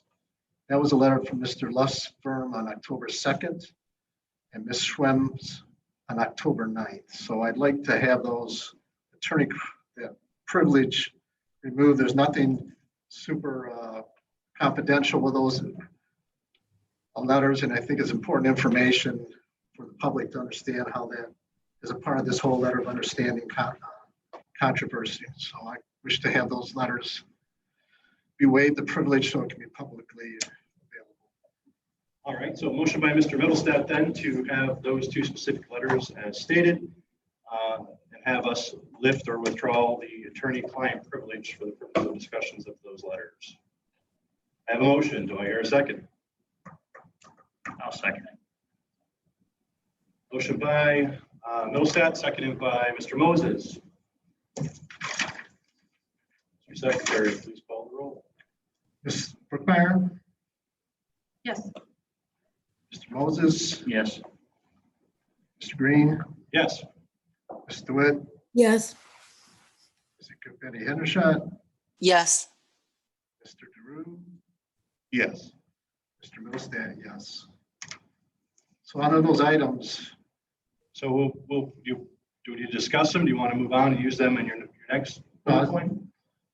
So we made a motion so we can use them. Do you want to move on to bullet point H now? Or do you want to discuss the letters? well, it'd be kind of combination. We'll do a letter comment. It's the same subject. Okay, so let's move on to agenda item H, sir. And again, you added to your. Yes, I had just a few comments regarding this, is that the board, this letter of understanding, as you recall, that I had an issue with, one, that you were negotiating and that you signed an agreement without board approval. The following meeting we had, the letter of understanding came before us. Both the superintendent and I think I noted that there were prohibited subject items on that letter. And you led us to believe, and correct me if I'm wrong, that Ms. Schwemm was agreeing to the letter of agreement, letter of understanding, but also that this Mr. Lusk you had in your possession attorney's opinion that said they were prohibited subjects. So I'm just a bit confused on why you came in when we had the meeting to discuss the letter of understanding. You gave us the impression that Ms. Schwemm was okay with it and there was no issues with the prohibited subject, because we had the Schwemm was included in those negotiations. You had in your hand a letter from Mr. Lusk saying it was a prohibited, yet you went ahead and signed it and gave us the impression. And Mr. DeRue, we made a motion to waive, we made a motion to allow non-virtual. And then Mr. DeRue, I'm not going to speak totally for him, but he made a motion agreeing to the one item because you and I guess people were under the impression that that wasn't a prohibited subject. And then we find out it is for these letters. And then what disturbs me even more is that this agreement was typed up from administration, sent to the union to be signed. And somehow the names got changed on the agreement, and you had no issues with that. And I don't understand, because it caused great distress in the district that the board had approved two motions. One was not live, we were allowing teachers to do non-live streaming. And two, we did do a letter of agreement.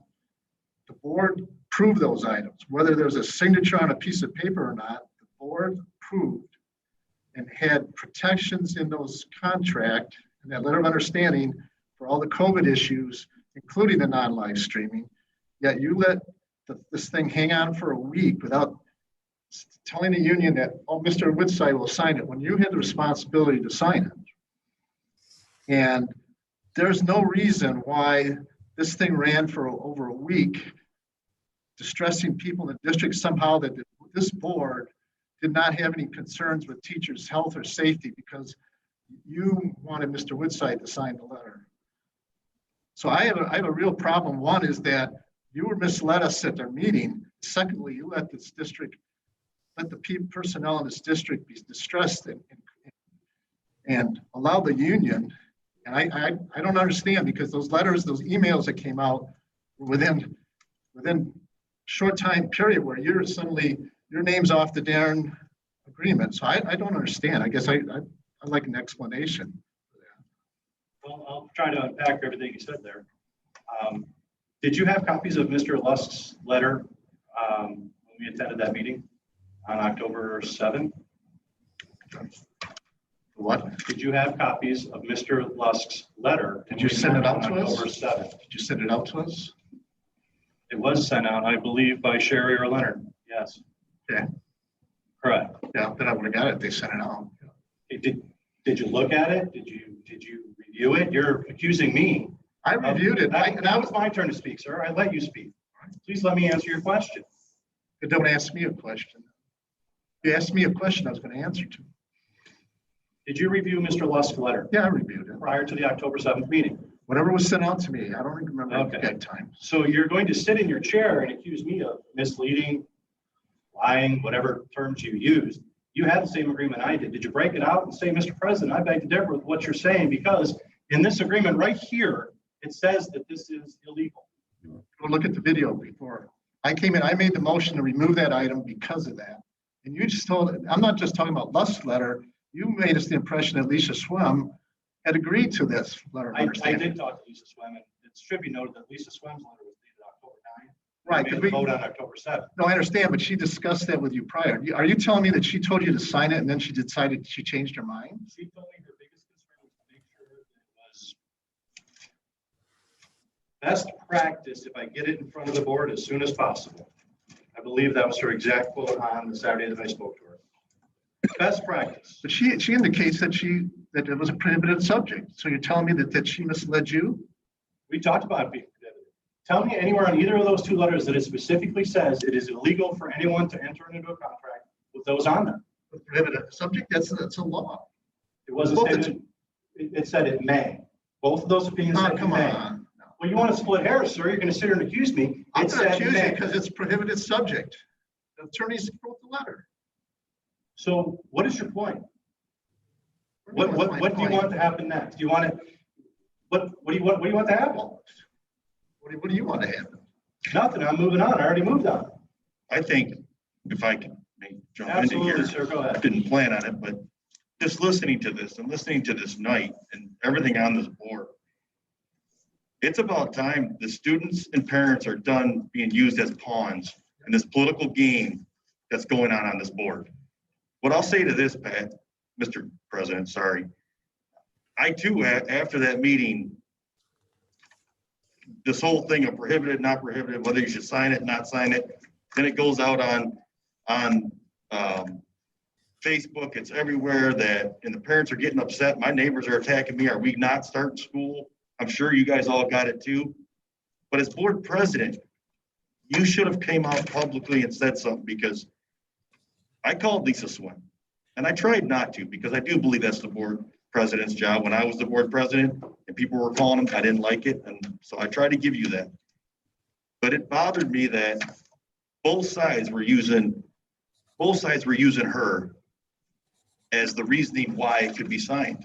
And then it was out there, and in this meeting, when we were in here, you did make it sound like she said it was okay, and you did make it sound like she wrote the agreement. And what got onto Facebook and what got out into the public was that she wrote it. Well, then, just to explain, I was gonna do this under board comments, but since it's here, to explain to the parents out there, it is a prohibitive subject.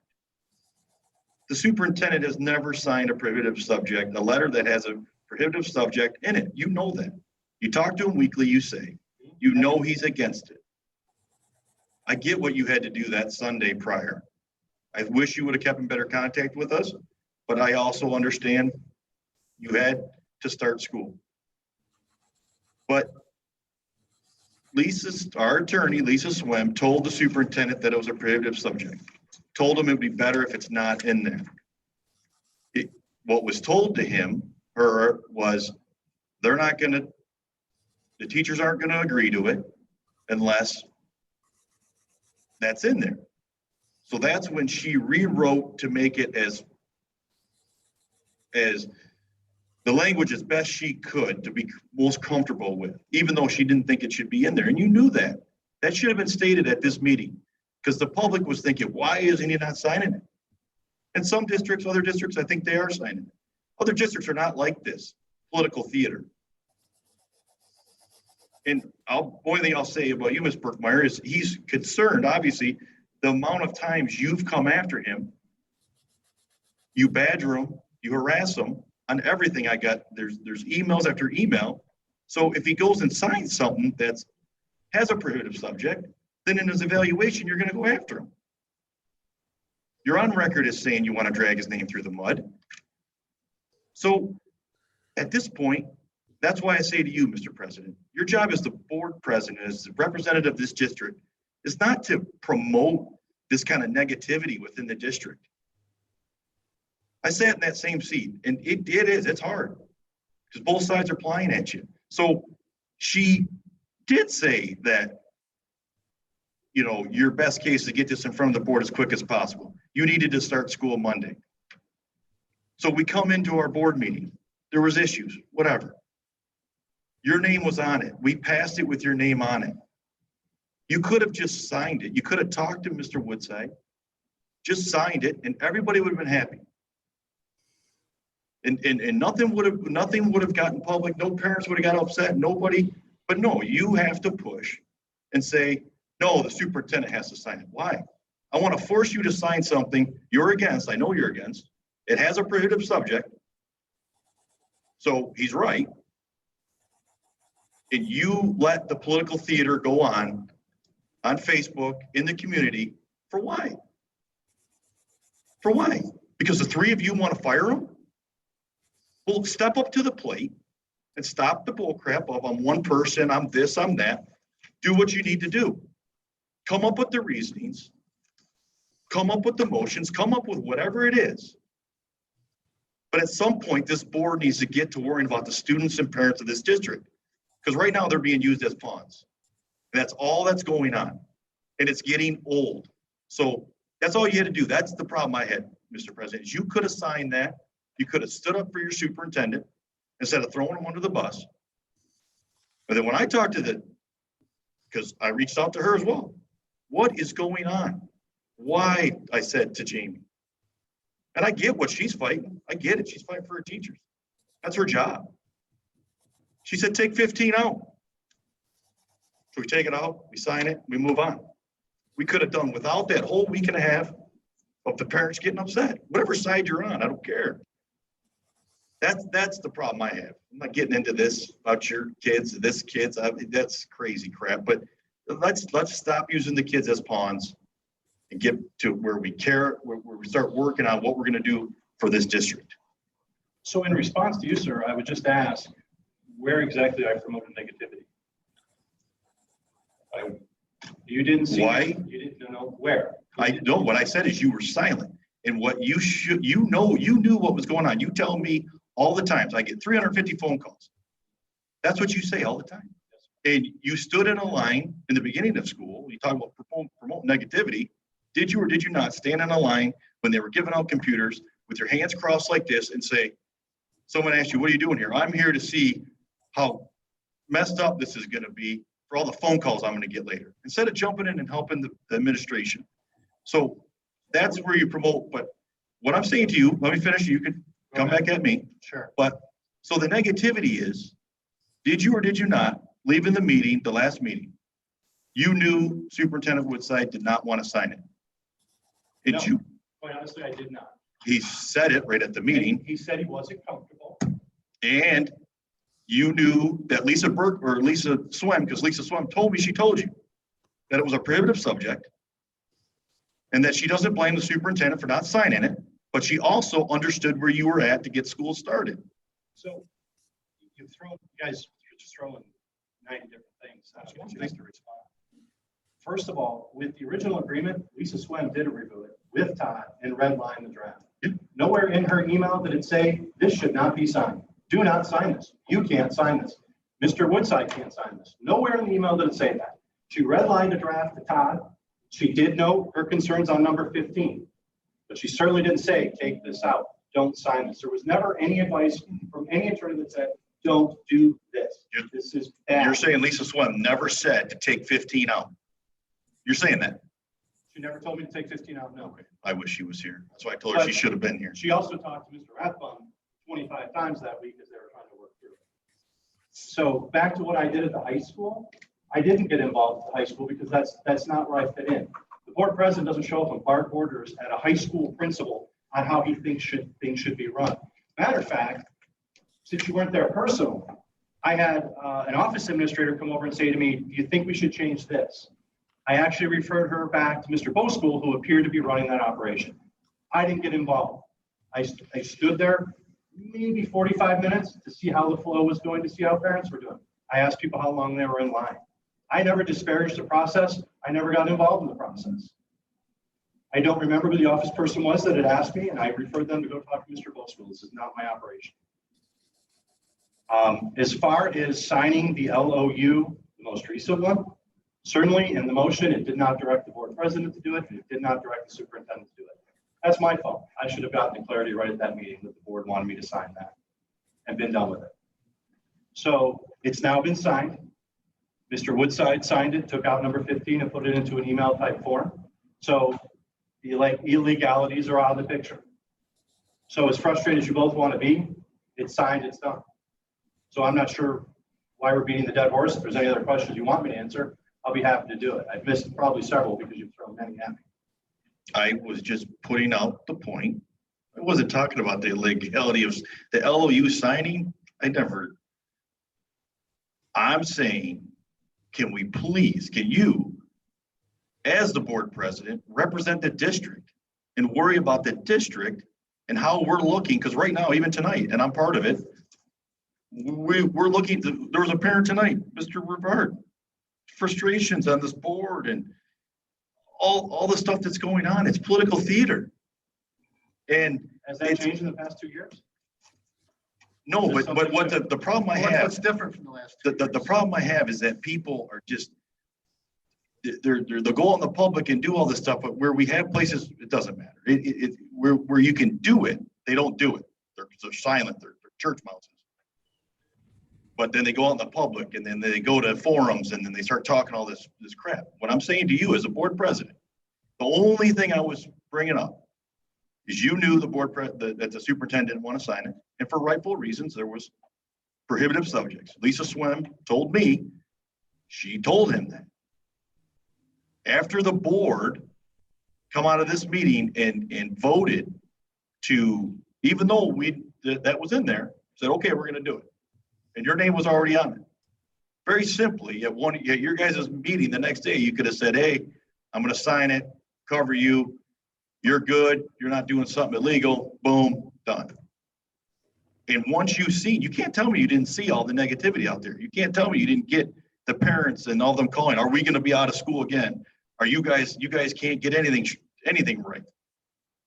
I didn't want to do it, but I would have hoped you would have come out publicly and said, no, it's all taken care of. I'm going to sign it or whatever. That's all I was getting at. Not into personal attacks. And that's all I wanted. The only point I wanted to get across. Anybody, anything else before we move on? I don't think there's anything that needs to be taken with item H. If you guys anyone else? All right, I believe that's the end of the agenda. Under general business, that should move us to union communications. Tim, who do you have, if anybody? I don't see him with their hand, but I assume Petron would want to. I don't know yet. Ms. Petron, you don't have your hand up, but I think we want to afford you the opportunity to speak if you're with us.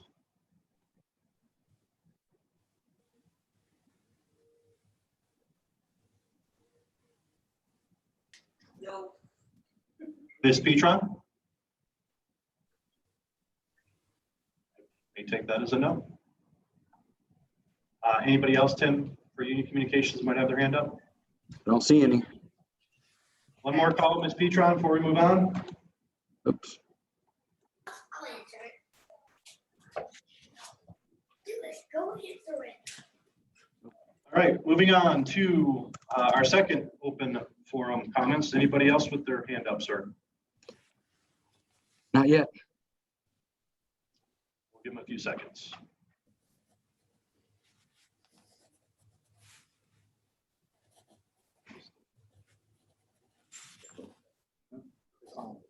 She's still on there. I know she was. Okay, hearing Oh, nobody with their hand up, we'll Well, move there. on to our next item. You wanna- Consent agenda. I do want to remove the meeting notes. Oh, I'm sorry. Go ahead, Tim. One of them said Christine Ortega. Oh, so she'd be speaking for the open forum. Yes. Crystal Ortega?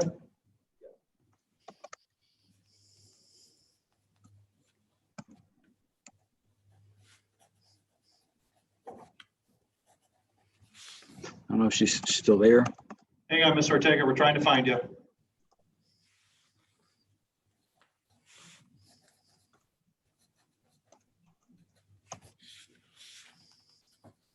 I don't know if she's on there anymore. All right, unable to locate Ms. Ortega, so we will move on. Then To the consent agenda. I do want to note that the meeting minutes from the special meeting on October 7th, 2020 need to be removed as they are not complete. So I will solicit a motion to approve the consent agenda for special meeting September 16th, 2020, regular meeting September 23rd, 2020, the financial report. Do I hear a motion? Then we'll go to the emotions, all right? Go ahead. What I was going to say is I didn't get a chance to go through the minutes in detail. So if you wish to amend it, go through them again and acknowledge your. You want to just table it until the next meeting? So Yes, that's it. Yeah. I didn't get a chance to read them all. So I apologize. That's all right. There was a lot going on. I guess just note what issues you had, and I'll review. So we're going to table. Are you good with September 23rd? I haven't looked at it. To be honest, I haven't gone through any details. So okay, that's all right. I haven't had a chance to go through. All right. Can I entertain a motion then to remove the consent agenda item from our agenda this evening? So moved. Second. Second. Motion by Mr. Drew, supported by Mr. Middlestat. Any comments on removing the consent agenda item and moving it to the November meeting? Hearing none.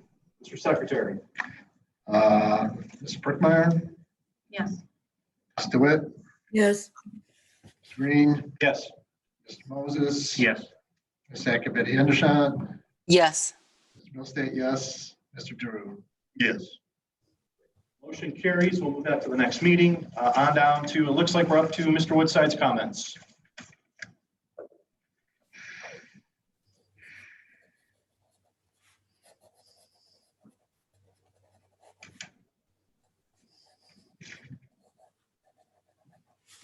Usually I don't need this on because I'm so loud. But no, taking in some of the comments from the staff in regards to the challenges of doing it face-to-face, and a pre-recorded, we understand that. And as Anita shared, we're going to continue to reach out to get better and better at it. And what are the things that we can do to support staff during this very strange, challenging time that we haven't been through before. I do get the opportunity to talk with all the area superintendents, and we have a lot of the same challenges, and we're all moving forward to address those challenges. But I do understand the concerns that were shared. All right, moving on to board comments. Ms. DeWitt, you've been quiet tonight. Why don't we start with you? Well, I have a couple of things to say. First of all, I am working presently in a school setting, and I'm observing firsthand the challenges of teaching both face-to-face and virtual at the same time. And I just want all of the teachers to know that Anchor Bay has outstanding teachers, and I know that they're leaving no stone unturned to try to meet the needs in both of those settings. The amount of hours that is going into it is overwhelming. I know that their families are having to deal with time when their moms or dads aren't available because they're putting their heart and soul in this. And I just want you to know that I'm just all really proud of all of you, and would ask you, although I know how hard it is, that you just keep trying to do what you do best and doing the best for our kids. I also want all staff to know that there isn't any one of us that is not very uncertain of what the future holds as the number of COVID cases continue to rise. It is in my mind daily that we've made a decision to give our kids an opportunity to go back to school because they need to be there, give them the opportunity to be virtual, but we also want to assure everyone involved that we certainly will be kept updated, and if decisions need to be revisited, that I certainly will support that in any firm, in any form. I've worked with Leonard Woodside for many years, and he's always been data driven. And he hasn't, I always on what information is going to support the decisions we make. So I know that he is in constant contact with the health department, and is certainly taking all of the concerns of staff seriously, as I am. So I just want to thank you for being who you are, because every day our teachers are in the trenches, and they're doing a tremendous job in a very, very hard time.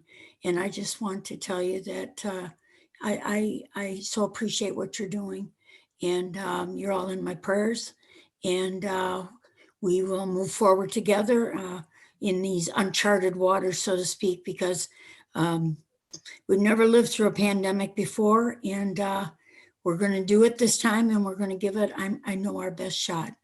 Just want to say thank you. Thank you, Ms. DeWitt. Ms. Hendershot?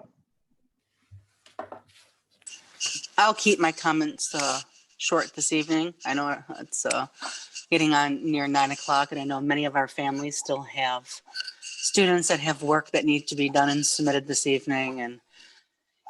And I am very proud of all the hard work our teachers are putting in every single day. I have talked to a lot of teachers in the district. They've reached out to me. We've talked on Zoom meetings and cell phone calls, and it's challenging to work face-to-face and virtually. I myself am finding myself working most nights until 11, 12 o'clock at night as well in the same field in Macomb County at the ISD. And I know it's very emotionally and physically draining, and I appreciate the hard work and dedication to our students in our great community and our school. And I will do everything that I possibly can to make sure that our students have the top-notch education that they have had and will continue to have in this community, that our scores remain as they have been over the past number of years, as high as they've been, some of the highest in the county, in some areas, the highest in the county. I'm proud of our students' hard work. I know we have NWEA testing starting in the elementaries. I wish all the students the best of luck on their tests. I know the middle school just recently had some testing. I hope that all the students get some great test results, because it shows the great work that our staff is doing. I appreciate all the hard work that our administrators are putting in. I know many of you are wearing many hats, and I really appreciate that. I know you don't necessarily have many weekends to yourself lately, and I appreciate the sacrifice you're making with your own families to make our Anchor Bay family the best it possibly can. I'm very proud of all of our athletic champions. It's a challenging semester that we've had to date, and all of our accolades for all of our sports programs that are doing fabulous. There is some good things going on in our community, and we need to focus on those good things and keep finding more good things. And that I hope we will turn the tide and find some better days ahead, and that we can do that if we work together with transparency, honesty, integrity, that we will have better days. Thank you. Thank you, Ms. Henderson. I've gotten a couple of text messages that we've got some parents that had their hands up. For some reason, we missed them. We're going to circle back to you. Please let me finish going through the board comments, and then I'll try to jump back up to the parents. Mr. Moses. Well, just I know it's been a difficult time, and I do appreciate everybody's work. Try to keep things on the lighter side with some updates on things that are going around. That was sent to me by Mr. Woodside, which is great. I appreciate it. Just that our boys tennis team took second place in the MAC Blue. We had 2 cross-country runners make all Macomb County. Our football team are co-champions of the MAC White, and they're on their way to their first playoff game against Romeo this Friday. And our soccer team won their regional game, and they are playing, I think it's the semifinals regional tomorrow. Is it tomorrow? I think it's tomorrow. And possibly could be playing for a state championship in the future. I just would like to give them all a shout out, and I apologize if I missed anybody, because everybody's doing such a great job, and congratulations to those coaches and those players. Ms. Burkmeyer. To echo what Mike said, sounds like there's some great things going on with our sports and clubs. I'm happy to see kids getting back to being able to do the things that they love. So those are always some great news to have. I know I was brought up a lot during the first open forum. So Ms. Tina Rockingham and Mr. Sammy Keith, I believe that was your names. Feel free to reach out with me for the privacy of my children. I am not going to discuss the reasons that led me to send my kids to school elsewhere for this year, but I will be happy to discuss it with you privately. You know, like myself, I found myself in a situation probably like most people, many other people in this district, obviously, with a hard choice to make because of job situations and you know, your child's well-being. So, but I'll never apologize for that. You know, to me, and I think to anybody, most people, anybody would say that their children come first in their lives. So I definitely will never apologize for that choice that I had to make this year. Other than that, I hope that all the students and families out there get to celebrate Halloween however they wish to, safely. And hopefully we have some decent weather for that. And I wish everybody well. Mr. Drew. All right. I just want to make, after last meeting, the ABE president, you know, Jamie Petron offered, you know, us to come in and see her, offered an invitation out. So I know a lot of you guys did as well, but going into the school, seeing her classroom, walked into some other classrooms, walked around, it's amazing to see what the teachers are doing. And I'll say this, even listening to the teacher tonight, I get you guys are frustrated. There's a lot on your plate, a lot you guys are doing, but you're frustrated thinking you're not giving, you know, a good education to the kids. I can tell you, I sat in a couple classrooms and watched the whole class, and you were live streaming and teaching the class from a guy that doesn't, you know, obviously we don't teach. You guys are doing awesome. You're doing great. And it frustrates you because you don't feel like it's the top of your game, but you are. It's so ingrained in what you do. It was cool to see. I'm gonna try it like heck to get into the high school tomorrow to come see the teacher that talked tonight and see those classrooms and stuff. So also just want to give a shout out to our bus drivers, talking to them as well, talking to the maintenance guys, the food service. I mean, everybody's just hitting it out of the park, doing great things around here. And not to, beat a dead horse, just, Mr. President, I just bring this up that all this other stuff we got going on, all the frustrations these parents have, they need to see this board working together with the superintendent, no matter what their feelings are personally of him.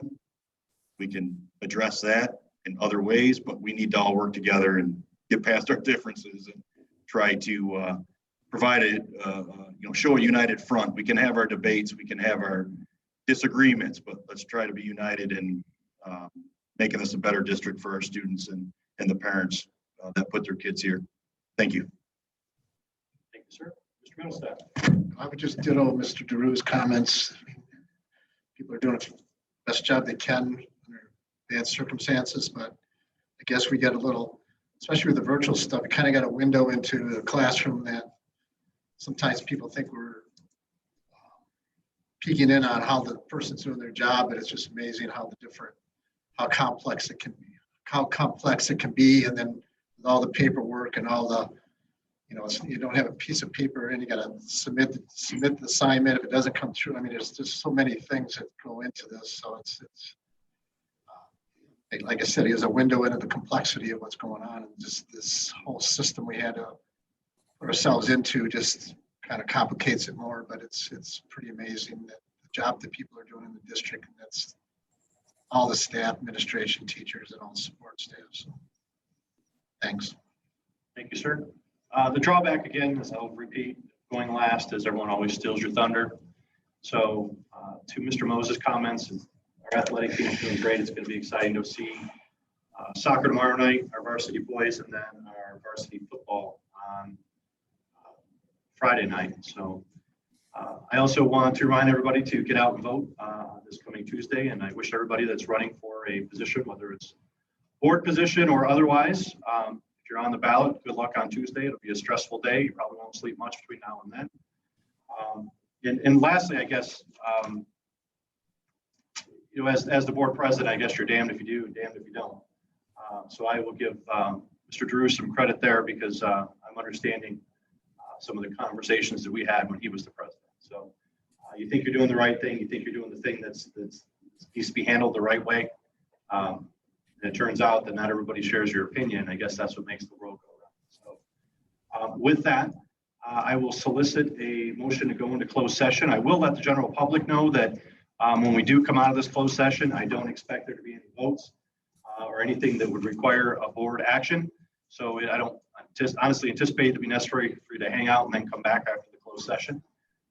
But with that said, I will solicit a motion to convene the closed session to discuss labor negotiations pursuant to 8C Open Meetings Act. Oh, I'm sorry, I do have people out there.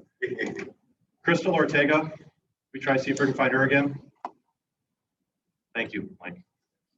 I would have forgot. There's a couple out there that will be getting texts.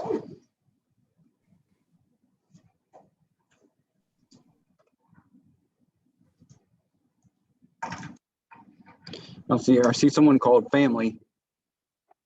She's got a hand up. Is there anyone else that has their hand up while I send her a quick message back and see if I can get around real quick?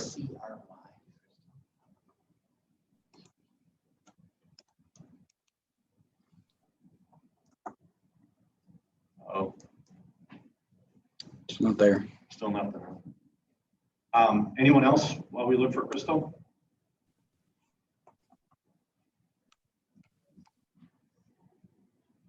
Crystal texted me back. I hate to take text messages to do this, but she says she signed in as Crystal Ortega. I'm showing up. Do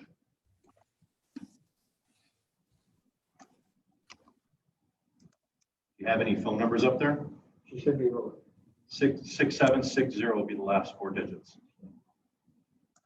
I can see her out there. She's unmuted, it looks like. Looks like She's unmuted. Crystal, can you hear you? Can you hear us? I can hear you. Technology is wonderful. You can see her and she's talking. Crystal, I think they're having battery issues and can't hear us in the virtual world. No, I can hear you, Ms. Hendershot. Well, Crystal, we can hear her loud and clear. Really? Not on here. She asked me to take some notes since me and Marie seem to be the only ones that can hear her.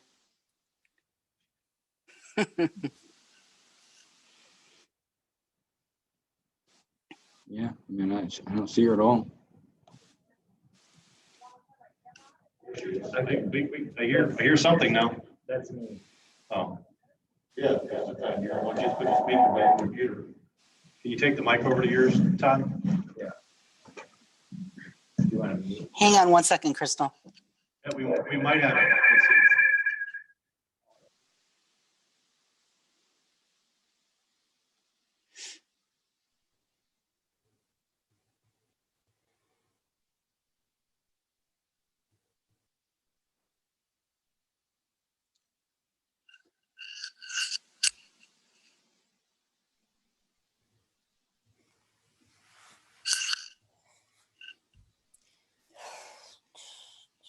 Somehow, Crystal, I think we lost all of them.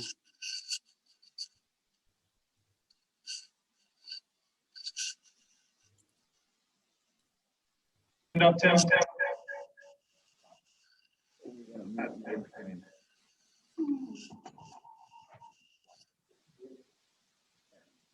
So somebody identified as family as their username? Yes, can you hear me? I can hear you. Okay, good.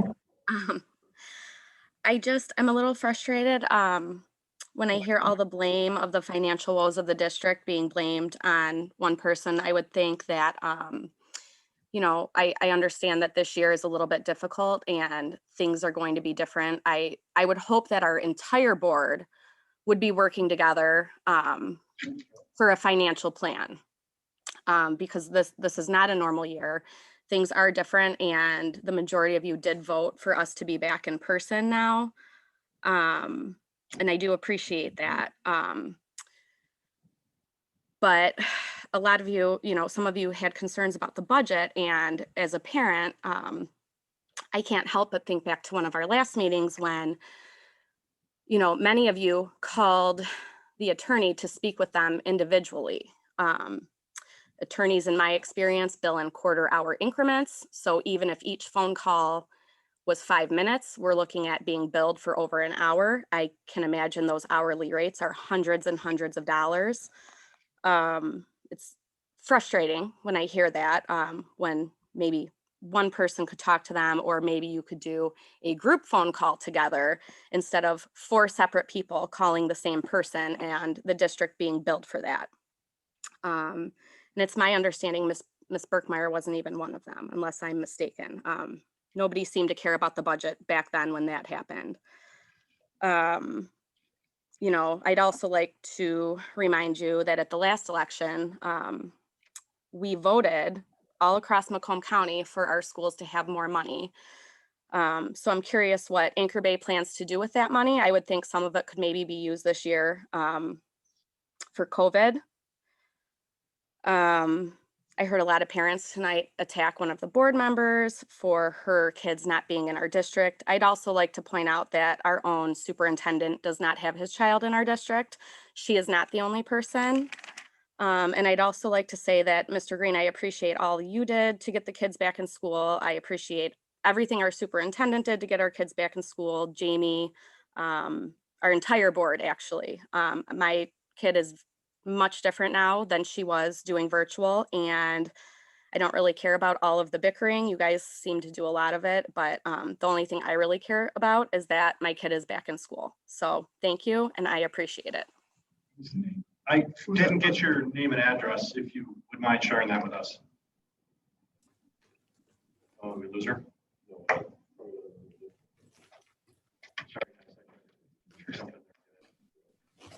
Is she still unmuted?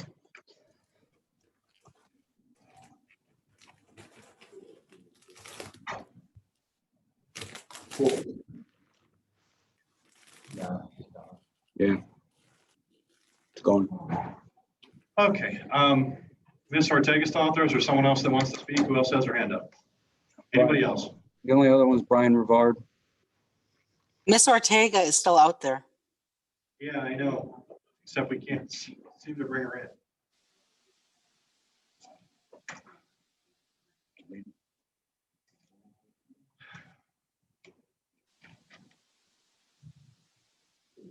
Can you not hear? Because we can. Is it just in your room? Well, we heard the previous speaker, so that's why I'm baffled as to why we can't hear Ms. Ortega, but. Right. I suppose if Ms. Hendershot, if you could ask her if she needs someone to call her back, we could relay that message right now, whether it's, whoever it might be. Let me ask her what she'd like to give to the board tonight, since everybody else can hear it. I'll be able to dictate, because everybody in the virtual world can hear it just fine. Ms. Ortega, is a summation of what you'd like to discuss this evening?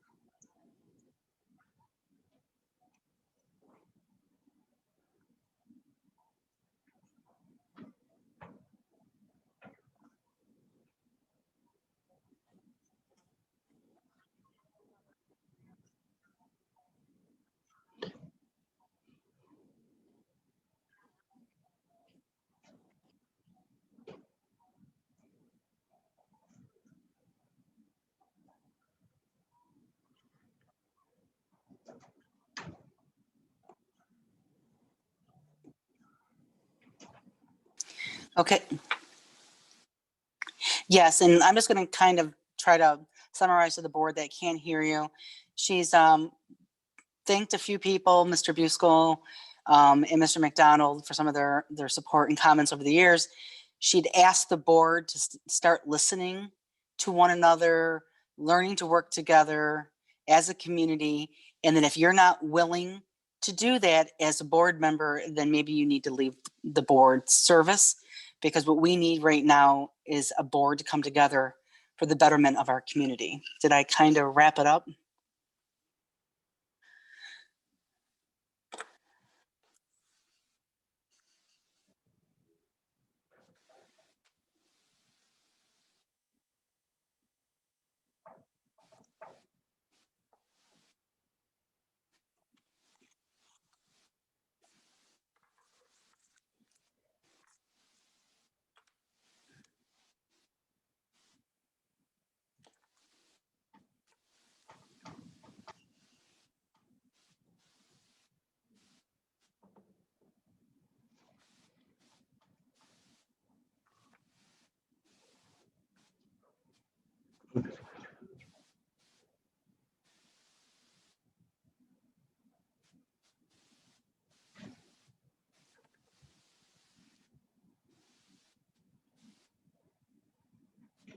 I think she's got one. Okay. Yes, it does. So basically, she wants us to start working together, and I would highly recommend that any board member who wasn't able to hear her comments look back at the tape later, because she's made some really good points. Okay, well, thank you, Ms. Ortega, for dealing with that and Ms. Henderson as well. So is that everybody, sir? One more. One more. Who you got left? Brian Rivard again. Brian Rivard?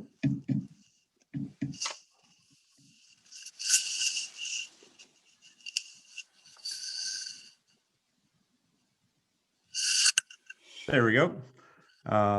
Yeah, I just wanted to reiterate, obviously wasn't going to beat a dead horse, but as you can see, I mean, we're only got 52 people in this meeting, and there appears to be a problem on the Anchor Bay side with being able to hear some of the people that are in the meeting.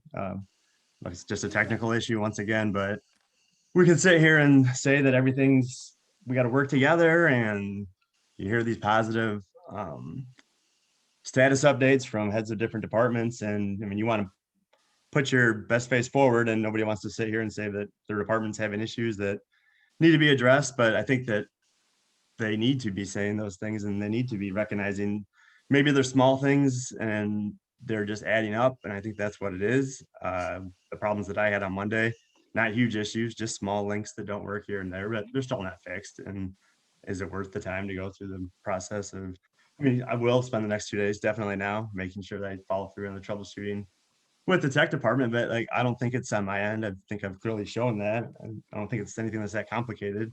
I don't think that the Zoom meetings should be this complicated at this point. I get it. Nothing's ever going to be perfect.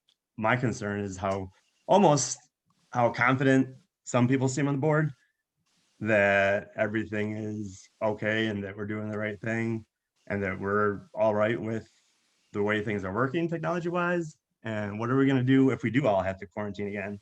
Are we prepared for that? If we're already overburdening the system at this point, what is it going to be like then? Is that something we're going to discuss at the next board meeting? Shouldn't we have discussed that? Like, is it just going to be something we're going to once again wait and have 5 days to adjust? But I don't know. Obviously, everybody knows everybody's frustrated. It's nothing new. Just wanted to make sure that I think part of it might be that as far as the technology problems, I'm not sure if everybody on the board is aware of the day-to-day frustration and I mean, the stuff with the muting and the unmuting and the connection problems, that's stuff we're probably not going to be able to solve right now, but I don't know, just an overall collaborating together, communication. I mean, we can sit here and say it, but I think somebody from the very top needs to make sure that communication and coordination is happening a little bit more. Thank you. Anybody else, Tim? No. Okay, back to the motion to convene in the closed session. Can I have a motion, please? I'll make a motion. I have a second. Did I hear you, Mr. Drew? I thought I did. Motion by Mr. Moses, supported by Mr. Drew to go into closed session. What's the reason for closed session? The reason for the closed session is to discuss labor negotiations. Who are we negotiating with? Strategy, okay. All right, Please call the roll, sir. Ms. Akabidi Henderson, Yes.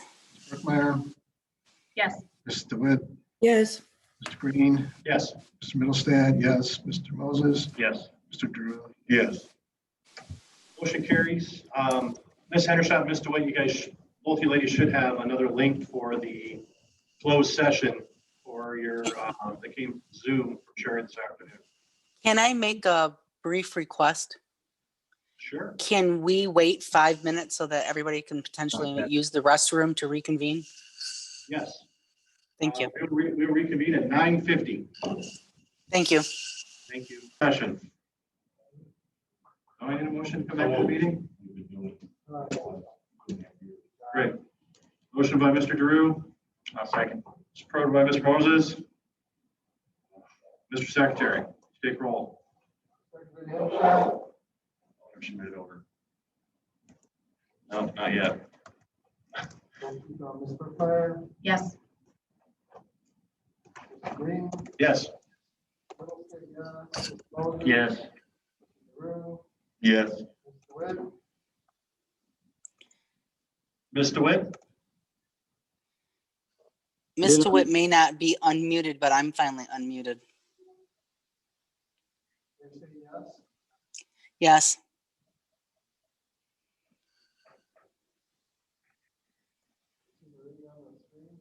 I don't see her.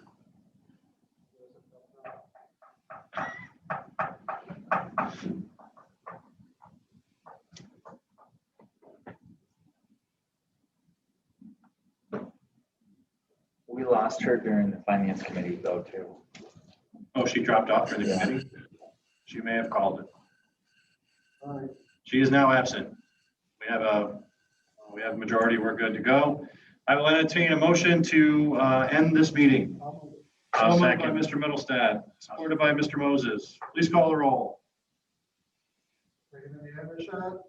Yes. Yes. Yes. Yes. Yes. Meeting is adjourned, 11.